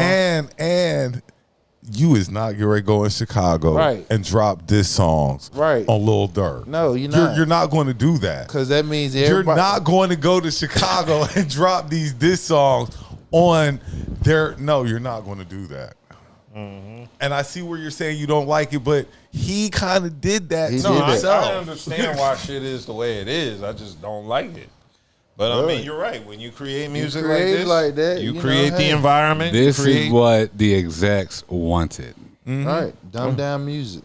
Pushed it. Well, it's controversy. This is y'all know controversy sells. Controversy sells. Huh? Do you know if he signed her a 360 deal? I am not sure. I believe if the record execs are getting paid off his tour, then I don't think they wanted this because I don't think they get paid for this. No, show. they don't get paid off tour. It's they not just the get tour. paid It's off just the still record. think about the beef. Think about the beef aspect. How beef you can market beef. Marketing.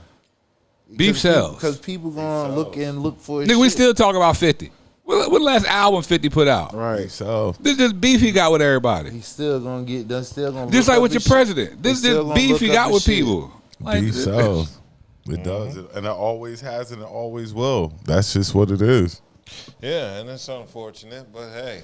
Now, before this, they instituted a no bag policy for the concert before they canceled it, so people were pissed off about that as well. I don't know what would be in those bags. Why? Because they making sure ain't nobody bringing no knives, no brass you should knuckles. be happy you can't bring a bag or a fucking ghost gun, because I've been ghost to guns games, can go I've been to through events. the scanners.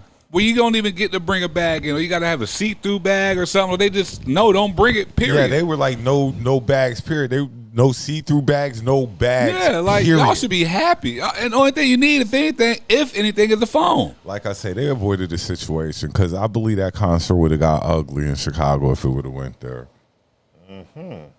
I agree.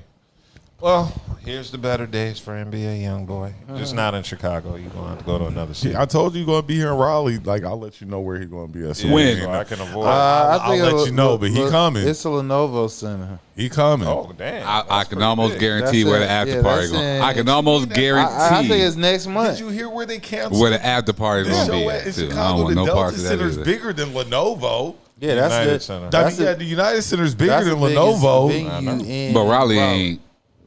Raleigh, Like, well, no, I'm not even going to say that because they've been shooting at niggas out here lately, He's talking too. about the venue. Like, no, this boy's got the big boy venues. Yeah, he got the big boy. Oh, no, these are tours. Like, these are real big tours. This shows, yeah. He said the poorhouse. No, fuck no. I think they sent 38 to the poorhouse. Look, these ratchet niggas find that. For the poorhouse? No, the other one. That J. Cole had that line at that one time when he was giving away $1 tickets. Oh, it's right around the corner from whatchamacallit house. It's right up the corner from Moore Square. More Square. Where, London Where we Bridge? go see the Locks at? The Ritz. Oh, Southland? No, he talking about I said London. no, that the You know the where what's I'm name talking down, about. yeah. It's downtown. The Lincoln Theater. Yeah. That's where you thinking NBA Youngboy going to be Nah, at. Oh, fuck no. They would burn that little shit. They would tear. Bro, they couldn't hold. No. That's where he thinking he'd be at. Nigga, that's the front row. That's the front row of that show, nigga. No. Well, if it's at the Lenovo Center, I'm not going to be anywhere near that area.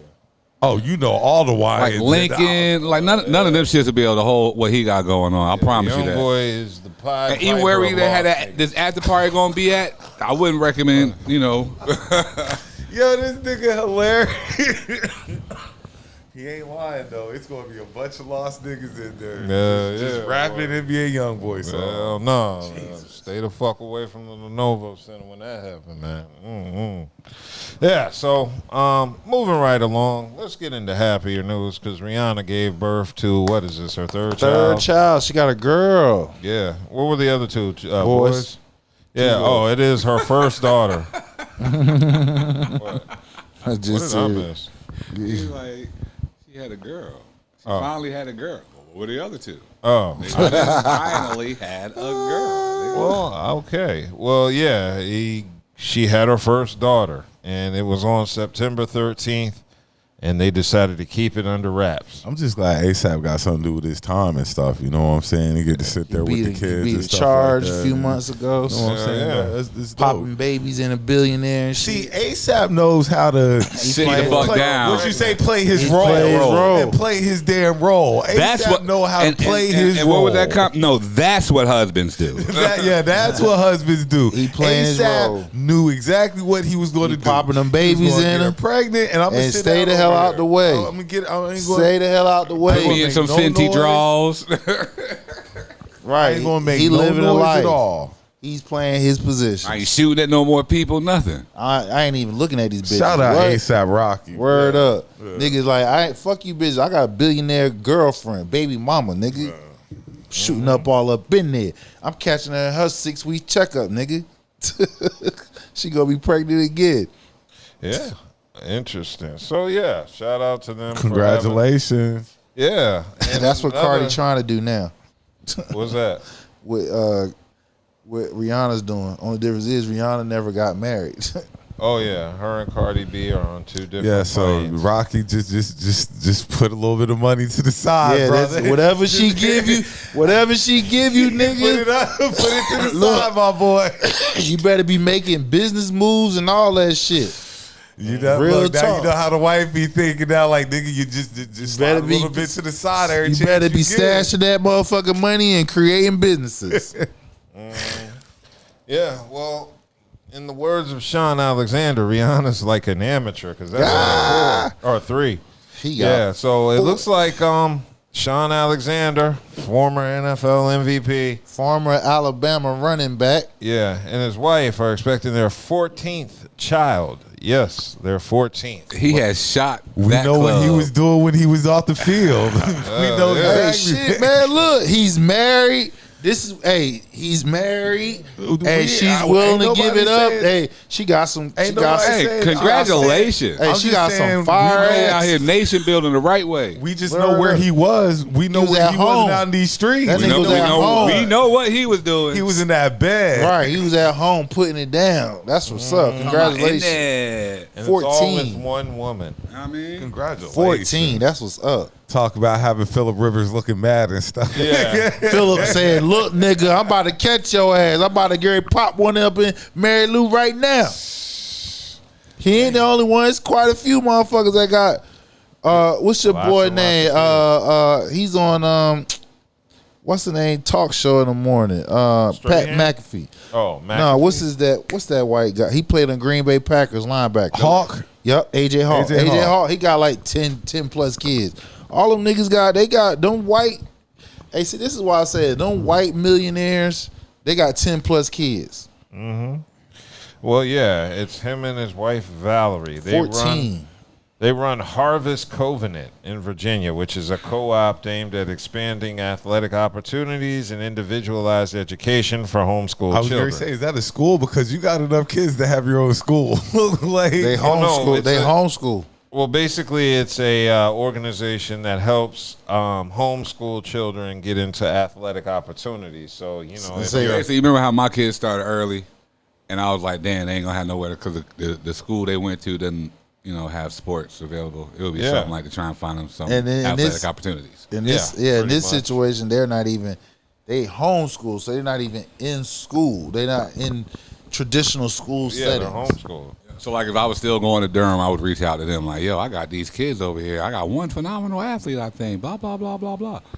Yeah, and in addition to that, it looks like he's also the head coach of the co-op's football team who play their home games at a high school in Purcellville, Virginia, which is 50 miles west of where they're located at. So it looks like this team draws from another private and faith-based organization. So it's basically a team made up of, I guess, students who Other – homeschoolers. well, not just that, but private school students as well. Just basically any student whose school doesn't have sports or athletics attached to it. I've got 14 kids. I'm a pro athlete. I'm looking at least 6 of them. Like we at least half of like we get ready to get to this money because I know it's in the genetics. Like we get ready to get to this money. Man, the fact that his wife is spitting out 14 kids. Yeah. Sheesh. Look, you got most of these black women, they ain't trying to hear. She was pregnant. She was pregnant 14. all the time. Yeah. Right. Like every time you looked at her, she was pregnant. He blow on her. Ooh, I'm pregnant. like damn. Every time she picks something up, man. He pregnant. She was pregnant. Every time he lay next to her, she 14 kids. She was pregnant. How old is she? Half her life. They're about the same age, I want to say. I think he in his 40s. Yeah, Sean Alexander. He was in in his 40s. Oof. More power to her, though. You know what I'm saying? That's what's up, man. That nigga potent.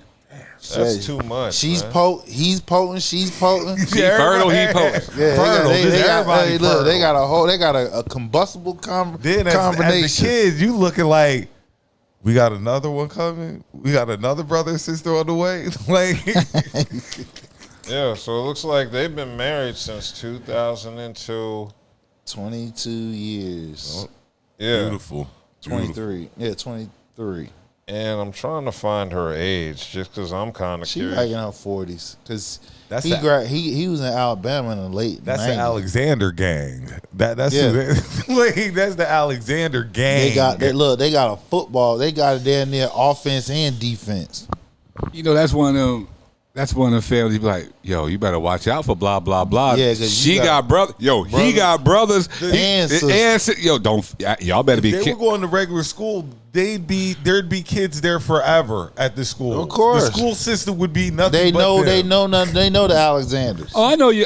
If I had your sibling, I had your brother. I had your sister. They all which one? Oh, look, it's 14, so that means they most likely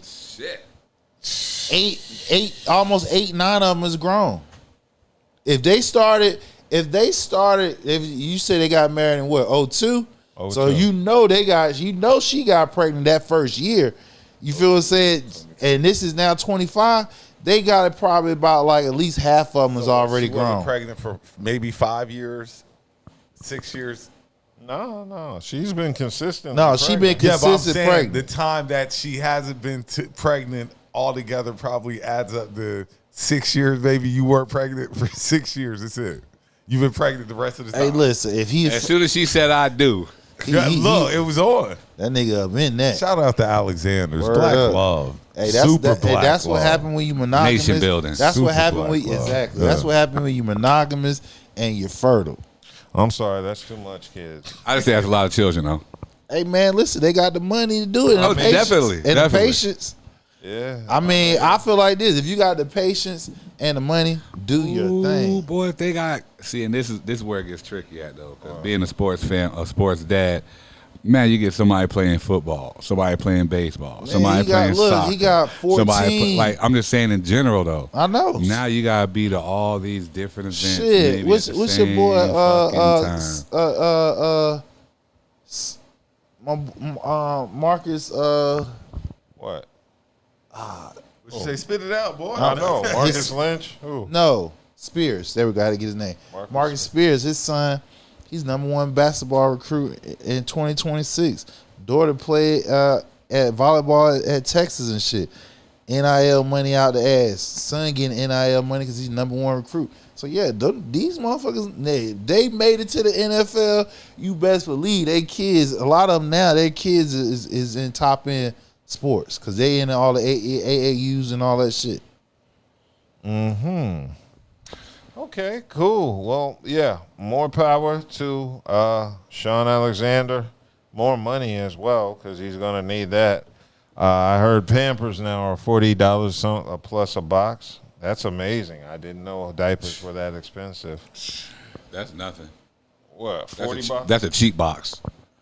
God damn, really? It's that bad? Look, you ain't got to the You ain't milk even yet. had- you got ain't- to- yeah, the you milk. ain't You got better to the hope milk she's yet. expressing. You better hope she pumping her own. Yeah. Right. No. You ain't got to the milk yet. And then you got to put the milk in something. So Yeah. you're going to need bottles. Trust me.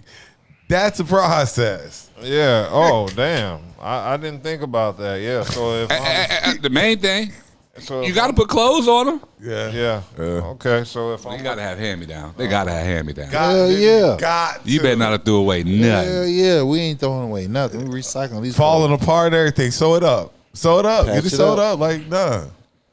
Yeah. Cool. Well, yeah. What I would do is force a woman to breastfeed because that's saving. You said her. force. Yeah, you got to force her.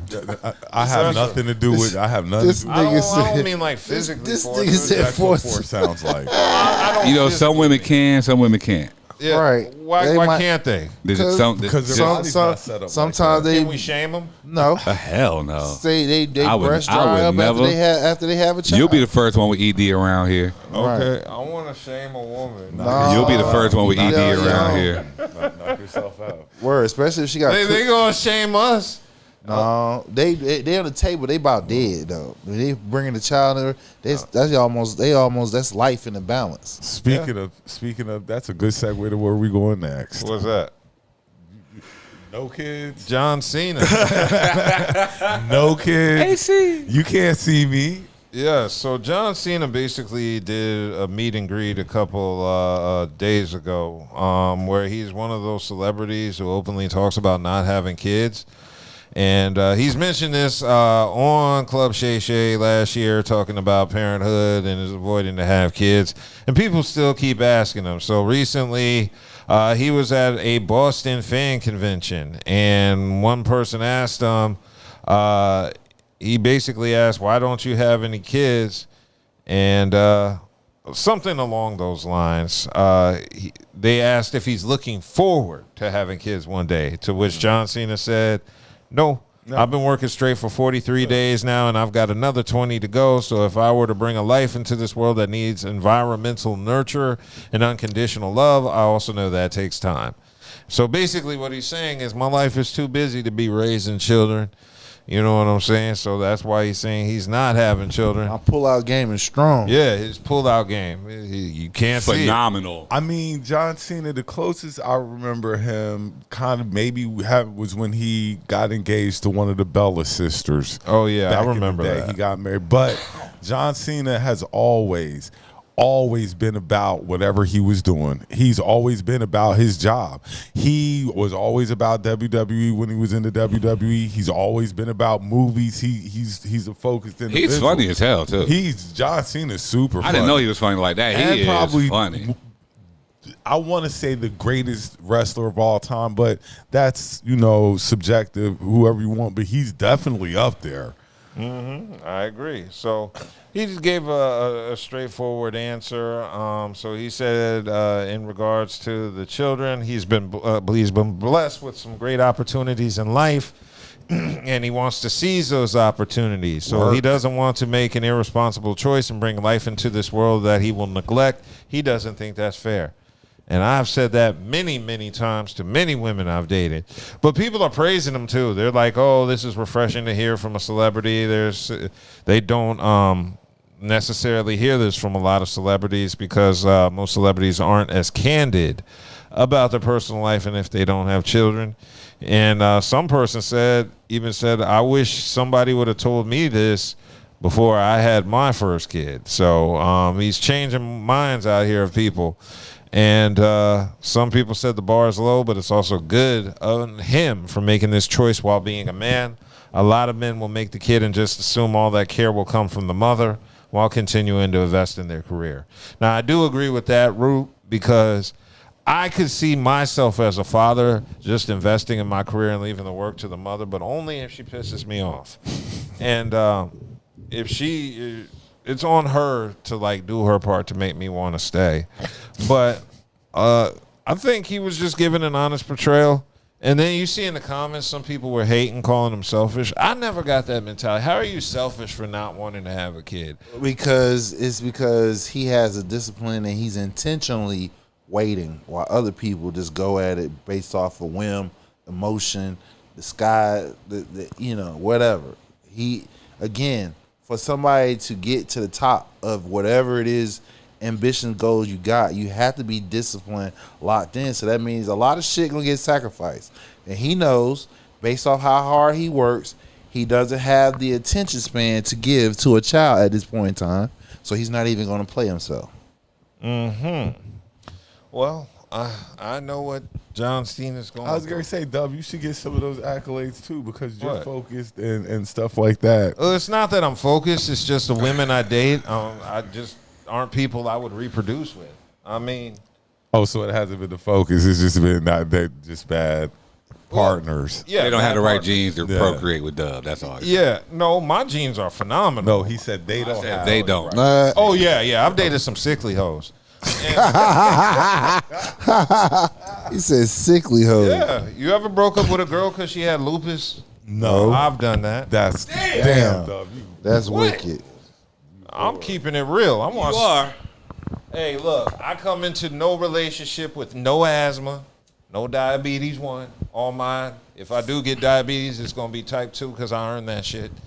I don't have any hereditary, current conditions. So in other words, you're not taking on nobody else's position if they are. No, I just don't want a woman with weak genes. If they're not genetically perfect, he doesn't want them. I'm not genetically perfect. No, it means they got nothing wrong with their asses. I just nothing that he had to directly deal attend with to. or affect him personally. Physically, or financially. I mean, that's his choice. Yeah, exactly. It's not even like superficial like that, but it's just no, some it's of the superficial, but I've seen patterns. it's superficial. You can't have it both ways. You can yeah. have that is the definition. But that's your choice. There's nothing and wrong you don't with have to explain that. Women have all type of damn standards. It's superficial as fuck. No, but it isn't. it's your choice. It's health. I don't want to purposely make a sick kid. Gotcha. And then you date a girl who's telling me. But just because you match with somebody who you feel might be, there's still no telling what underlying sicknesses you may have in your family. Oh yeah, yeah, oh yeah. see It's what I'm gonna saying? get froggy in about 20, 30 years from now. So I know that. So, or her family, you don't know what underlying she might have. It might be not recessive from her, but from down the line and stuff. And it just happened, you know. But you can't go off that. That's shit. Yeah. You know, I mean, you can because that's what you've been doing, Right. Yeah. You can because you know, if you doing. don't reproduce with a girl with lupus, you drastically reduce the chance of your child having lupus. I definitely understand that.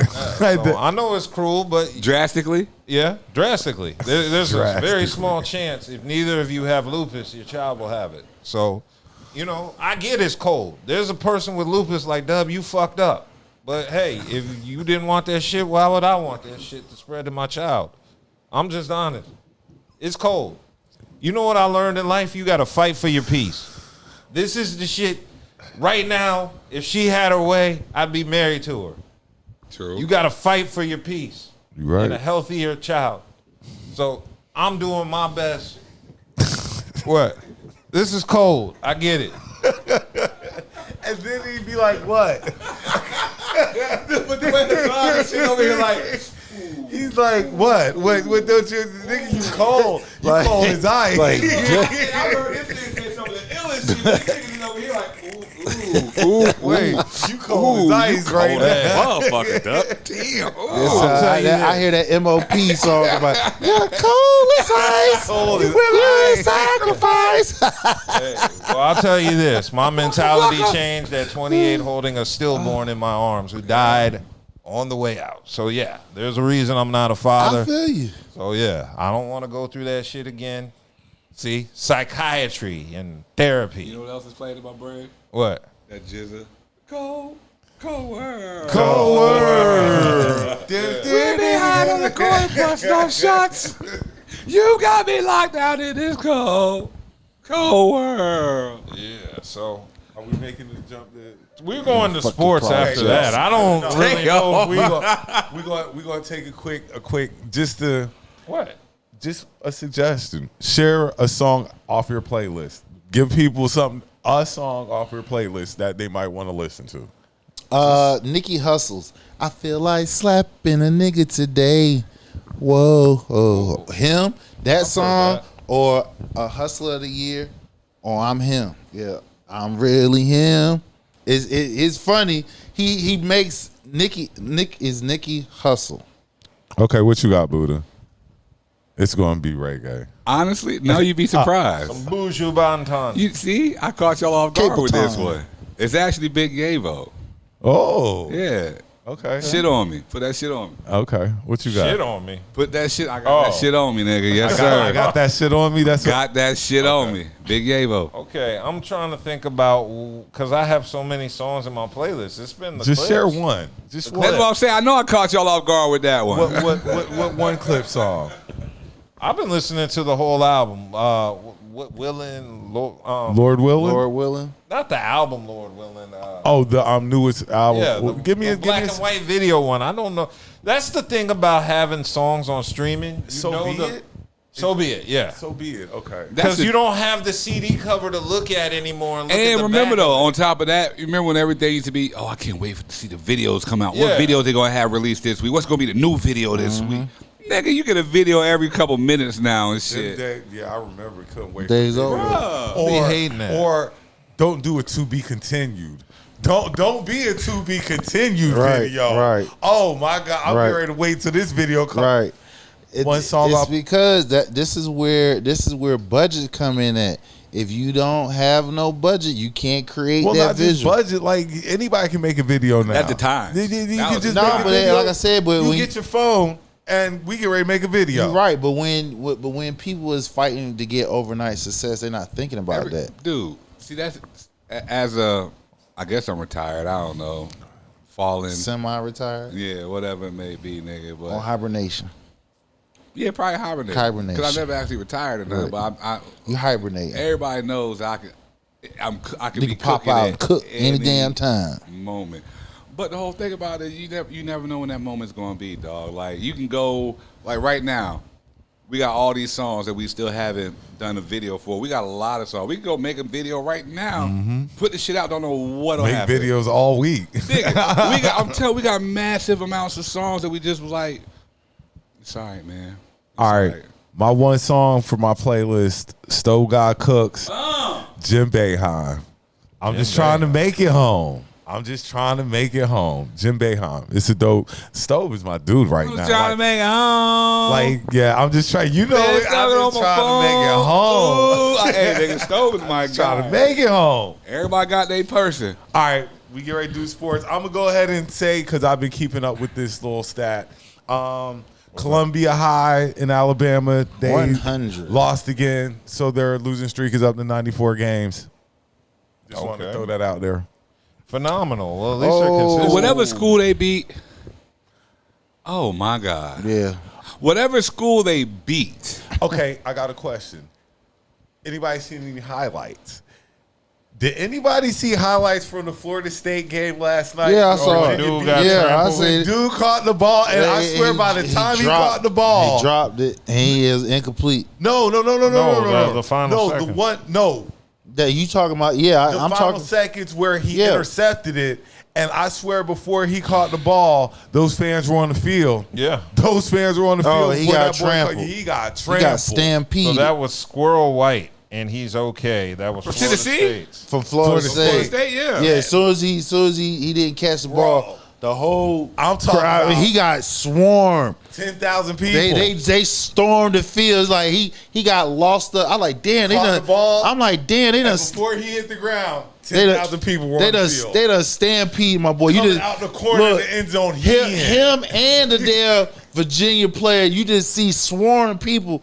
They just out there. I'm like, I hope that young man all right. Yeah, that was crazy. Yeah, See, 2K is getting too much of my time because I'm missing a lot of this stuff. Yeah, you are. Yeah, so for those that missed it, Florida State Lose to Virginia overtime. Yeah, Virginia pulled off an upset on 8th ranked Florida State. Yeah, final score was 46-38 in 2 overtimes. And the contest ended. And the contest ended on a 4th and 12 heave from the end zone from quarterback Thomas Castellano. Oh, okay. I didn't know that was Hispanic. Castellano. Okay, so yeah, it was That sounds Italian, doesn't it? Yeah. Yeah, it might be. Castellano. Oh, okay. Gotcha. So, yeah, it was a pass intended for wide receiver Squirrel White that was intercepted by the Cavaliers defensive back Jason Prevert. And, yeah, what happened was the world's fastest field storming. That's what they labeled it as. Yo, that was fast as fuck. I'm talking about as soon as he dropped, they just stroke. Yeah. I was like, damn, that nigga Bro, got. I don't even think I the thought he ref got had called it yet. Like, yeah, the they ref had did. just put his hand up. Look, and they that were whole on the field was stormed. Look, state troopers trying to get your ass back because you know they got to protect the Florida State coach to get them off the field. Man, they swarm. I thought that dude was stampeded on. Yeah, so Rugg got trampled pretty bad. But they said he got up and they saw him amongst the people in the crowd. So I don't think he sustained any injuries and anything serious. They just probably jeered at him. Definitely one of the fastest field stormings I've ever seen. Right, exactly. We had some major games that happened today. We had Georgia going against Alabama, and Georgia putting up their 33 home game winning streak, and it got snapped. Alabama came up in there and beat them. Yeah, they beat them dogs. I'm seeing right now Colorado is beating up on BYU 14-3. Right. In the second quarter with 50 seconds left, so it'll be halftime. But, yeah. So the score, I just had it. I remember that LSU game. LSU, they lose to Ole Miss. I thought it would be closer than what it was. What was the score? 24-19. Oh, it was close. It was close. They must have scored at the end when it was Yeah, irrelevant. but Whatchamacallit probably about to slide up out of LSU now. Who's that? Brian Kelly. Brian Kelly, yeah. Brian Kelly about to slide They up about out to of get LSU. him. Yeah, he about to get the business. All right, so we got Texas number 9, Texas A&M beat Auburn 16-10. Number 23, Illinois come back and beat 21 USC 34-32. Final field goal. And like you said, yes, number 25, BYU is down to Colorado 14-9 with 46 seconds in the second half before halftime. Ole Miss did beat LSU 24-19. Number 1, Ohio State beat Washington 24-6. Tennessee, 15-ranked Tennessee beat Mississippi State 41-34 in OT. We got A&T. They got their first win. North Carolina A&T, that is. They beat Maine. No, I'm sorry. Ooh, no, they lose. Maine beat them 37-30. So A&T is now 1-4. The big game that I was talking about, Alabama and Georgia. Alabama beats number 17 beats number 5 24-21, snapping Georgia's 33 home game winning streak. Goddamn. Europe is beating the fuck out of damn U.S. in golf. They got the Ryder Cup up in New York, and they're What you doing? My Gamecocks won tonight. Damn, I ain't know the Gamecocks won. He said he going to Ryder Cup like Tiger Woods playing. No, if Tiger Woods ain't playing. We don't give two shits Hey, about man, what's going on there. it's the U.S. going against the world. Talk everything but football, but NFL. He wants. We gonna get there. We gonna get to the NFL. We gonna get there. We gonna get there. We gonna get there. NFL. Any pickleback scores, anything like that? What we got going? With the NFL. Go ahead. Here we go. Wait, check today. Here we go. Here we go. Yo, that's what we gonna do. All right. So let me get back to the game. College scores. Let me get. So now. He like God. Disrespectful over here, yo. Look, here we go. Unbeaten Georgia Tech, yo. Now I would need to watch out for a team. And a Heisman Trophy early candidate, Haynes King of Georgia Tech, they are still undefeated as well in the damn ACC.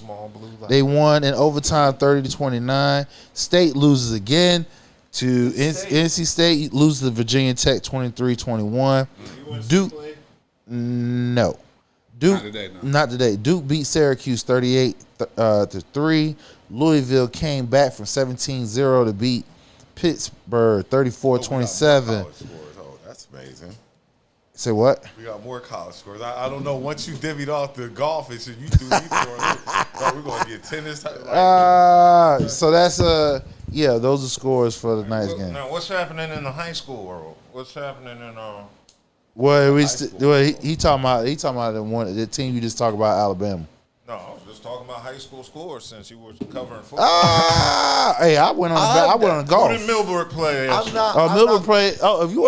Millbrook beat Roseville last night. I'm joking. No. I'm not from here. Though. I'm not into y'all high school scene. Now, if I was at home, I'd probably be more into the high school scene like that. Well, he was being funny. And I guess my kids ain't in football. I know you. Mine are, and I think it's Roseville and Millbrook. Yeah, Millbrook beat Roseville. They did. Yep. Bro. Oh, yeah. Boy was trying to get out there. He was trying to get out there, but I was like, nah, because this might be like some Valley Northeast shit. Look, those are some of the best highlights. Were they playing in Roseville? Yeah. And you couldn't take your kid I forgot one. Man, fuck no. Because you got to understand one thing that I know about these young niggas out here. What? They be shooting. In Roseville? They shoot everywhere. They shoot everywhere. Hold on. Didn't a teacher get shot like 2 weeks ago or something like that? A former principal. That's the one thing I do know. It was a safe. No, this is Wake Forest. I had some clown on my Facebook page one day come up here talking about there's some guns. I was like, dude, if you really knew me and my stance on guns, you shut the fuck up.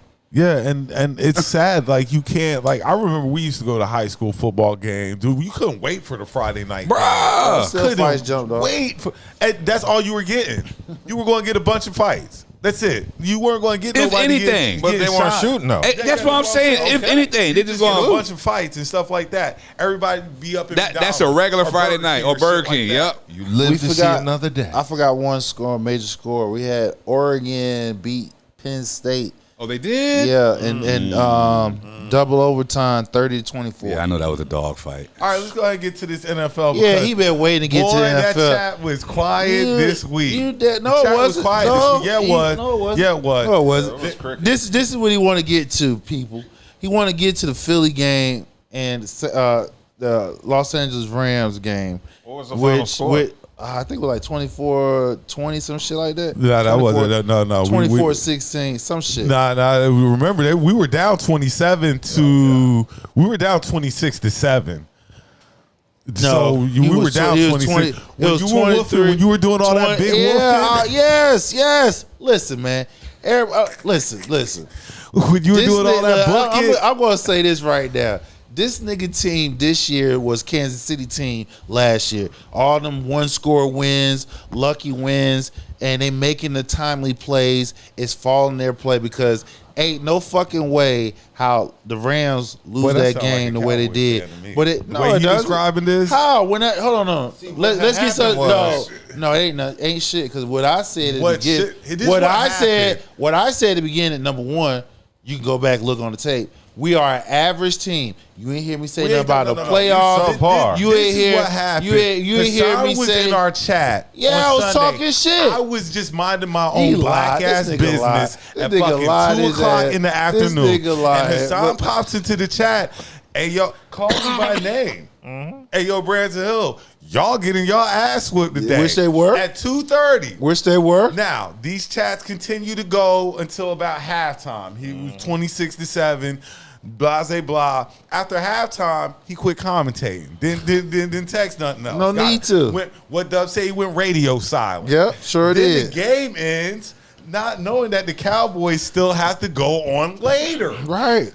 Not knowing that the Cowboys are getting ready to play the game after us.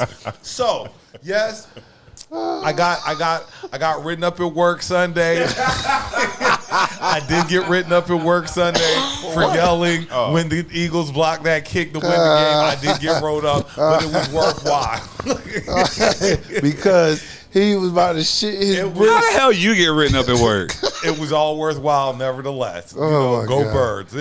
Blocked 2 field goals in that game. Hassan didn't say nothing all week. Didn't say nothing else about football. I didn't. Cowboys came on. He ain't say nothing about the Cowboys game. Didn't mention 2 words about the Cowboys at all. Remember that? I called that nigga in the chat hides on. He just got low. Like the Eagles won. I was like, and I know damn well the Cowboys are not getting ready to lose to a dude out here wearing fingernail polish that matches his jerseys. And lo and behold, guess what happens? They lose to a guy wearing fingernail polish that's matching his jersey. Because we ain't had nobody chasing his ass around. You said with who? You said Micah gone. Yeah, I said Micah gone. Oh, no, he be back. He in Dallas Sunday. He be out of this Sunday. He in Dallas Sunday. This Sunday coming up. Hey, he about to get right too. I don't usually do this. I hope CD Lamb gets well soon. That was messed up. Him getting hurt and stuff like that. Even how how it even happened and how they try to put his ass back out there. Well, it's gadget plays. Well, yeah, nigga, trying to play him after he got hurt. That's them fucking with them niggas parlays. That's what they're doing. That's what they're. You got to understand. Man, when I'm on my station and the niggas I'm in these chats with, and this is what they're talking, this is all they're talking about. Like, yeah, this nigga got hurt, he ain't coming back in. Next thing you know, yo, why the fuck they try to put this nigga back in the game, yo? I know his shit broke. Why they like, huh? Yeah, CD. So I hope CD gets well soon. You know what I'm saying? That was excruciating. They got luck. It's all good. But before we get to this week's games, I do got to give a shout out to the Panthers though. They won. Yeah. Finally. Yeah. Thank you. Yeah, I got to give a shout out to the Panthers. It wasn't because of Bryce either though. No, it wasn't. It's but we still rocking with Bryce. They didn't lose because of him either. The defense played extraordinarily well last week. I'm gonna miss everything again tomorrow because I got basketball games. It's supposed to be raining tomorrow, isn't it?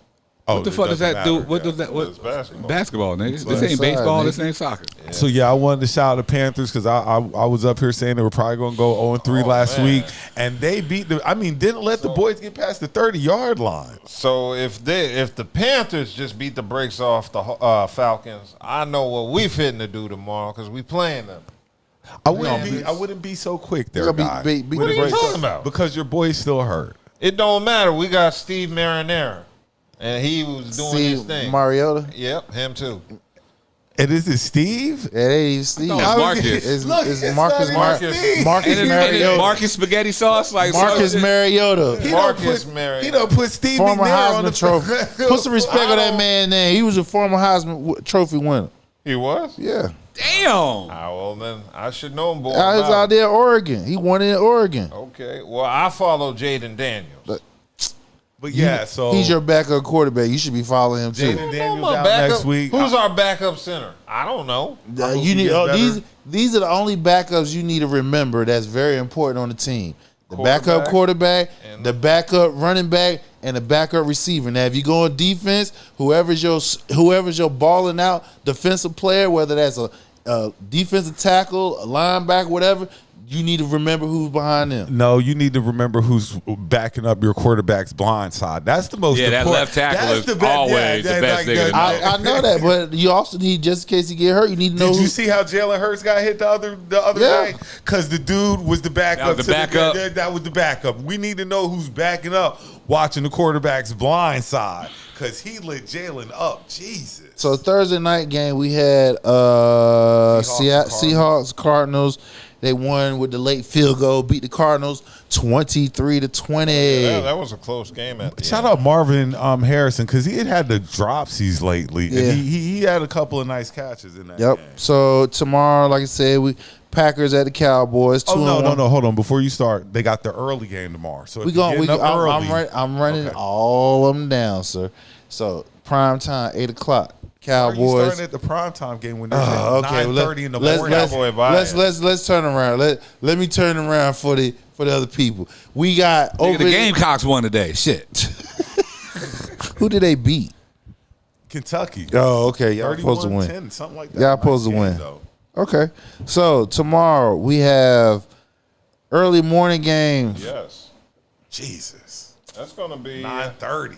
Disrespect. What's that? Minnesota. It's Steelers. Minnesota Steelers playing in Dublin, Ireland. Your mom's gonna be up watching that. She is going to be up watching. That's going to be Go Steelers. Yeah, 9:30 a.m. on NFL Network. Y'all think you getting up? I'm not getting up. I'll be up because I had to get up and take my dogs out. So I'll be up at 6 o'clock in the morning. So I'll be up. I'm gonna be asleep. So 9:30 in the morning, Dublin, Ireland. 2-1 Vikings, 2-1 Steelers. Then we got the 3-0 Chargers going against the 0-3 Giants. But shout out Jackson Dart getting ready to scoot his ass. Shout him out. He about to get his ass smashed. But 3-0 Chargers against the 0-3 Giants at 1 o'clock. You got the 0-3 Titans against the 0-3 Texans, 1 o'clock. You got the 2-1 Commanders. I like the Texans in that game. Who gets that first dub? Texans. Texans or Titans? Texans. Texans, because I just don't have faith in Cam Ward. Yeah. Cam Ward cool is the other side of the pillow, though. I see what you were talking about. The boy he cool as hell. I told you. 2-1 Commanders against 1-2 Commanders. Falcons. I like the Falcons. I like the Commanders. If the Falcons They just got shut out by the Panthers last week. I know. You are letting your commander hate cloud your judgment. That is bias. We got 3-0 Eagles against the 3-0 Buccaneers. Go Birds. I like them Bucks because your boy Hurts got a losing record. Like the Chiefs. You right. I do. Anybody that's gonna beat y'all, I like them. You got damn right. So let me tell you, we got 1-2 Browns against the 2-1 Lions. That's what I wanted to argue with you about. Last week, you made us all believe that Joe Flacco ass was on the bench. And I watched that damn Browns game, and guess who the fuck was quarterback?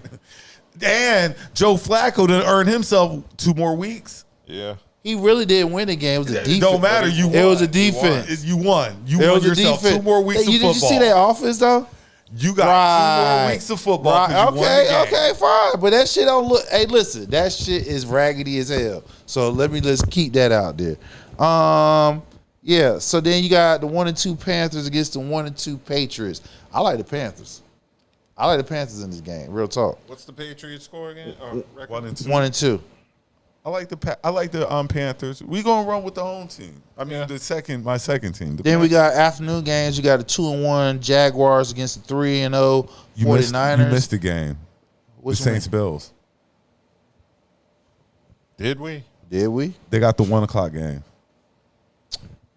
Nobody. Okay. 0-3 Saints against the 3-0 Bills. Give me the Saints. Get out of here. You just Aren't the saying. Saints? Give me the Saints. Spencer aren't they Rattler. Let's winless? go, baby. Yeah. That's why they 0-3. You ain't going to talk about Spencer. That's why they 0-3. Quit reaching. And leave Spencer the fuck alone. And Right. they playing the Orchard Park. Please, God, leave Spencer Right. alone. Right. God damn, they're going to beat the shit out of Spencer. So let me get back to tomorrow. it. So let me get back to what I was saying. 4 o'clock game. 2-1 Jaguars against 3-0 49ers. I like the The Jaguars. 49ers 3-0. And who playing quarterback for them? But Purdy's coming back. It was ain't Mac Purdy. Jones. Yeah, Mac. Mac. UNC's Mac Jones.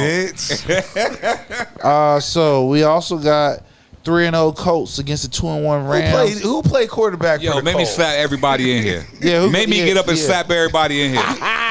Make me get up and do a running look, slap. Ain't that nigga a front runner for the MVP They too? calling this nigga Daniel Indiana Jones now. Like, this shit crazy. Make me get up and do a running slap with the left hand. So is it Daniel Jones was the problem, or was the organization, the coaching organization? If Daniel Jones come out and pull out this win tomorrow in LA, That nigga we gonna have 3-0. to sit down and talk.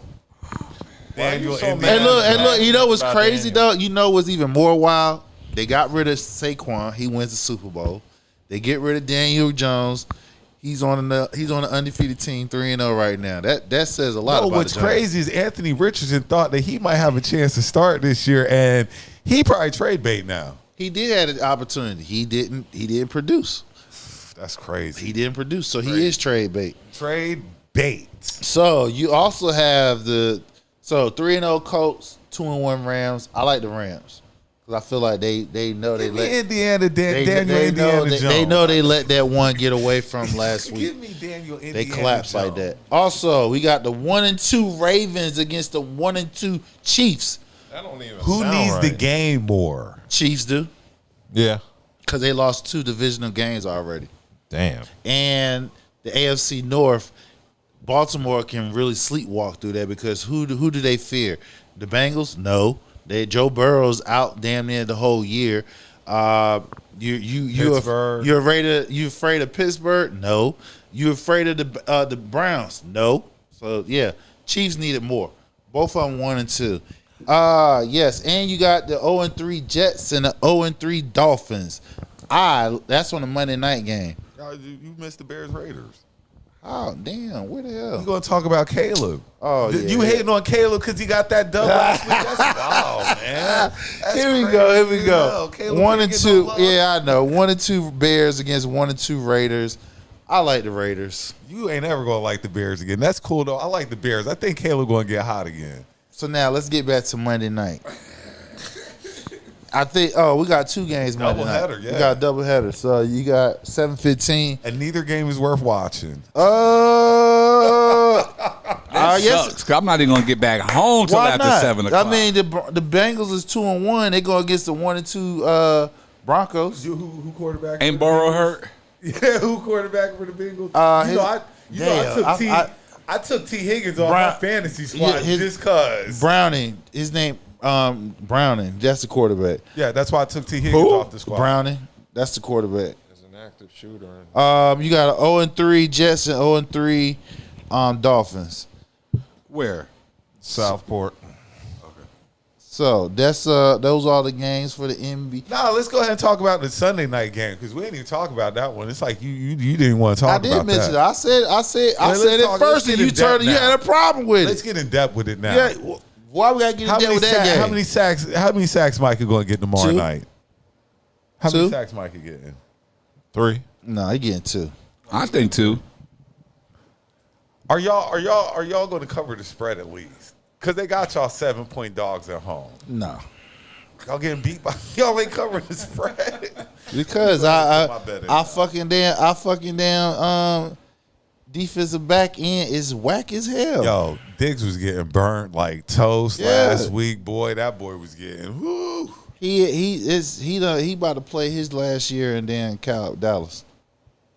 Ever since he signed that contract, He's been injury plagued. He can't stay on the field. They're just, in other words, the Micah trade is really showing up right now. It's going to show up tomorrow. That's for sure. It's showing up now. It's going to show up in green and yellow. It's going to show up tomorrow for now. sure. It's showing up now, but it's okay though. But y'all, well, I mean, we could talk about your team though, because your boy got a losing record against the Bucks now. Who hurts? Jalen. He has a So you picked the one quarterback in professional football that is 19-1. Yeah, But you brought up that he has 2 losses to the Bucks. Yep, he lost. Yep, they gonna lose again tomorrow. Not tomorrow. Yeah, they losing again tomorrow. No, Baker. You said that last week. Hey man, I told you. You booked it. Y'all lucked up. Y'all got some luck. That nigga booked it. Y'all got luck. I booked it. it. Yeah, I did. I said book it. Them niggas collapsed. Shout out, man. He booked it Them and everything. them niggas collapsed. Shit, I ain't never seen a Sean McVay This team. is what we doing to y'all in Dallas. Just waving by because y'all gonna be further and further behind. No, us not. by the We end of the still. season. Hey, we still in second, third place. Boy, y'all get ready to get railroaded. Y'all gonna lose to the Panthers this year. How you feel about that? We ain't losing no damn Panthers. Y'all gonna lose to the Panthers. That sound this year. nice. How you don't feel believe about that. You don't believe that. You wouldn't put no money on it. You wouldn't put no money on it. How about that? I don't bet with you, Hassan. I didn't say with me. I didn't say I would with put me. money on it because I know that if they cover, it's going to be a nice. You would payout. if the Panthers were to play when the Panthers played Cowboys, you wouldn't pick. You wouldn't They pick play them. in 2 weeks. You wouldn't pick them. They play in 2 weeks. All right. So, yeah, that's what's going on in football. Oh no, they play next week. Who? Panthers Panthers. and Cowboys. Oh well, pick them. I did. You picking them to win? Yes. Okay. All right. And Carolina, I'm gonna say it now. He's picking- Carolina going to he have picking- all their he jerseys picking for in free. Carolina. Dallas ain't going to run through Carolina like they do. Like my uncle be like, it's only Cowboy. It's always jerseys in this Cowboy Nation. motherfucker. Shout out Uncle Pat. It's only Cowboy listen, jerseys it's in the all good. stadium. Anyway, this week we got Green Bay this week. I don't see us winning. Yeah, that's why you might as well look forward to the Panthers. No, I mean, hey, I just want to see how Dak do. See if With he put who? He got Pickens. He got Ferguson, Pickens. My boy Jawan Williams, our running back. He's been doing his thing. They need to feed him the ball more often. Feature him. You know what I'm saying? But other than that, Michael about to have at least 2 sacks. Cool. Micah coming with the vengeance. He gonna make them cry tomorrow. Do they wear Micah Parsons jerseys tomorrow? Oh, it's gonna Can be- you Bro, wear it's gonna a be Micah flooded. Parsons jersey. Yeah, it's gonna be Michael if Parsons. you're a Cowboys yeah, it's fan. gonna be Michael Parsons jerseys out there all day. Cowboy Nation didn't want him traded. All right, interesting. It's gonna be flooded out. All right, Micah Dub's everywhere. got some breaking news. Oh, well, I wasn't going to talk about that. Then leave it alone. Okay. Well, yeah, what I wanted to get into was the NBA because Ozempic Williamson was seen recently. Zion Williamson. That nigga look like a crackhead. Yeah, bro. He lost a lot of weight. He's whole been lot. showing off his new frame. That He nigga looking look like like- the nigga from Captain Phillip. He's not going to play the same. He's not going to play the He same. can't. He's not going to That play the nigga- same. Unless he still has the same amount of He strength. look like he's sick as hell, bro. Yeah, he looks sick. He Like, looks sick and unhappy. Right. Like I really can't eat. I can't eat the gumbo. No more jumbo. I can't eat the He gumbo. looks sick and unhappy. That's how he looks. That Yeah. nigga, boy. So, yeah. We're gonna see what And you know how you know it's bad? What's that? I thought it was an AI pick. Like I thought somebody was playing a joke on me. Like I really thought I was like, yo, who the fuck? Why would they make? Who did this to Zion? Who got Zion out here looking like I'm gonna this? tell you how crazy it is. Usually when people go and slim down, you be like, damn, they look good. They look like they. Yeah, you that know, nigga they looks sick. Look like you That and nigga ready look- to. This nigga looks sick He and look unhappy. sick. Like if he try to dunk on somebody, like how He he don't really look dunk, the same. He gonna be. Yeah, I want to see what his game gonna be like. Yeah, that's what. Unless he still has all that strength and all that, he must have could jump higher and faster and all this shit. Like he must. He must. Well, no, it does look like he had a trainer he worked with. He said while he was rehabbing from his hamstring, they had a conversation, and he gave him a plan. to kind of get him back in shape. And this is while he was recovering with the hurt hamstring. So the plan involved a lot of fitness, of course, on the football field. There was a lot of boxing and working out on the football field.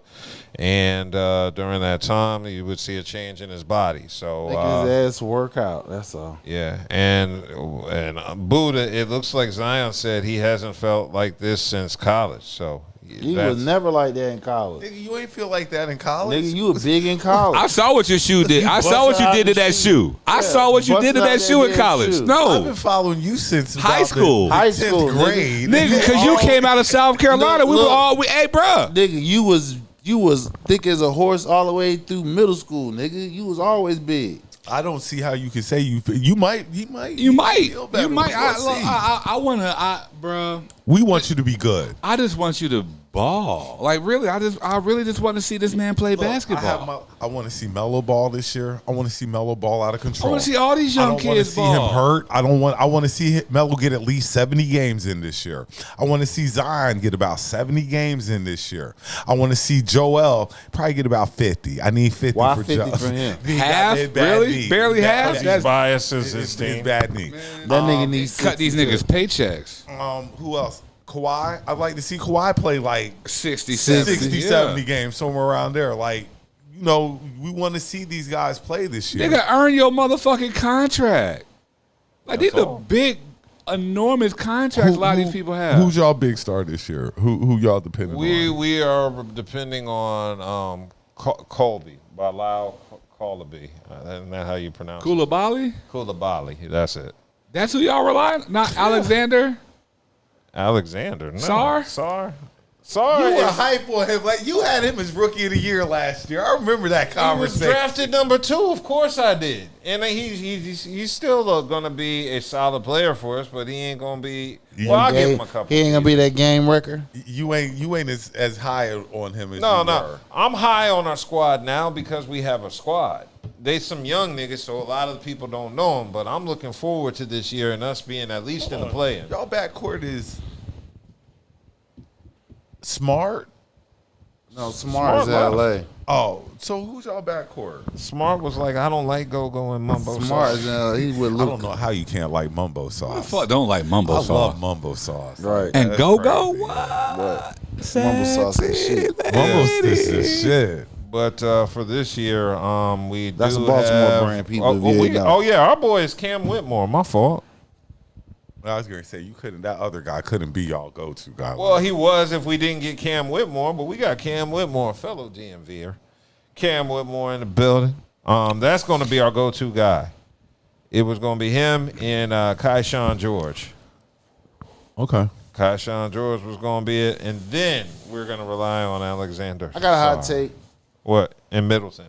If McCullough. LeBron wants to win another championship, he need to go back to Cleveland. I like that idea though. LeBron at but this what point would is in the way. Cleveland send them?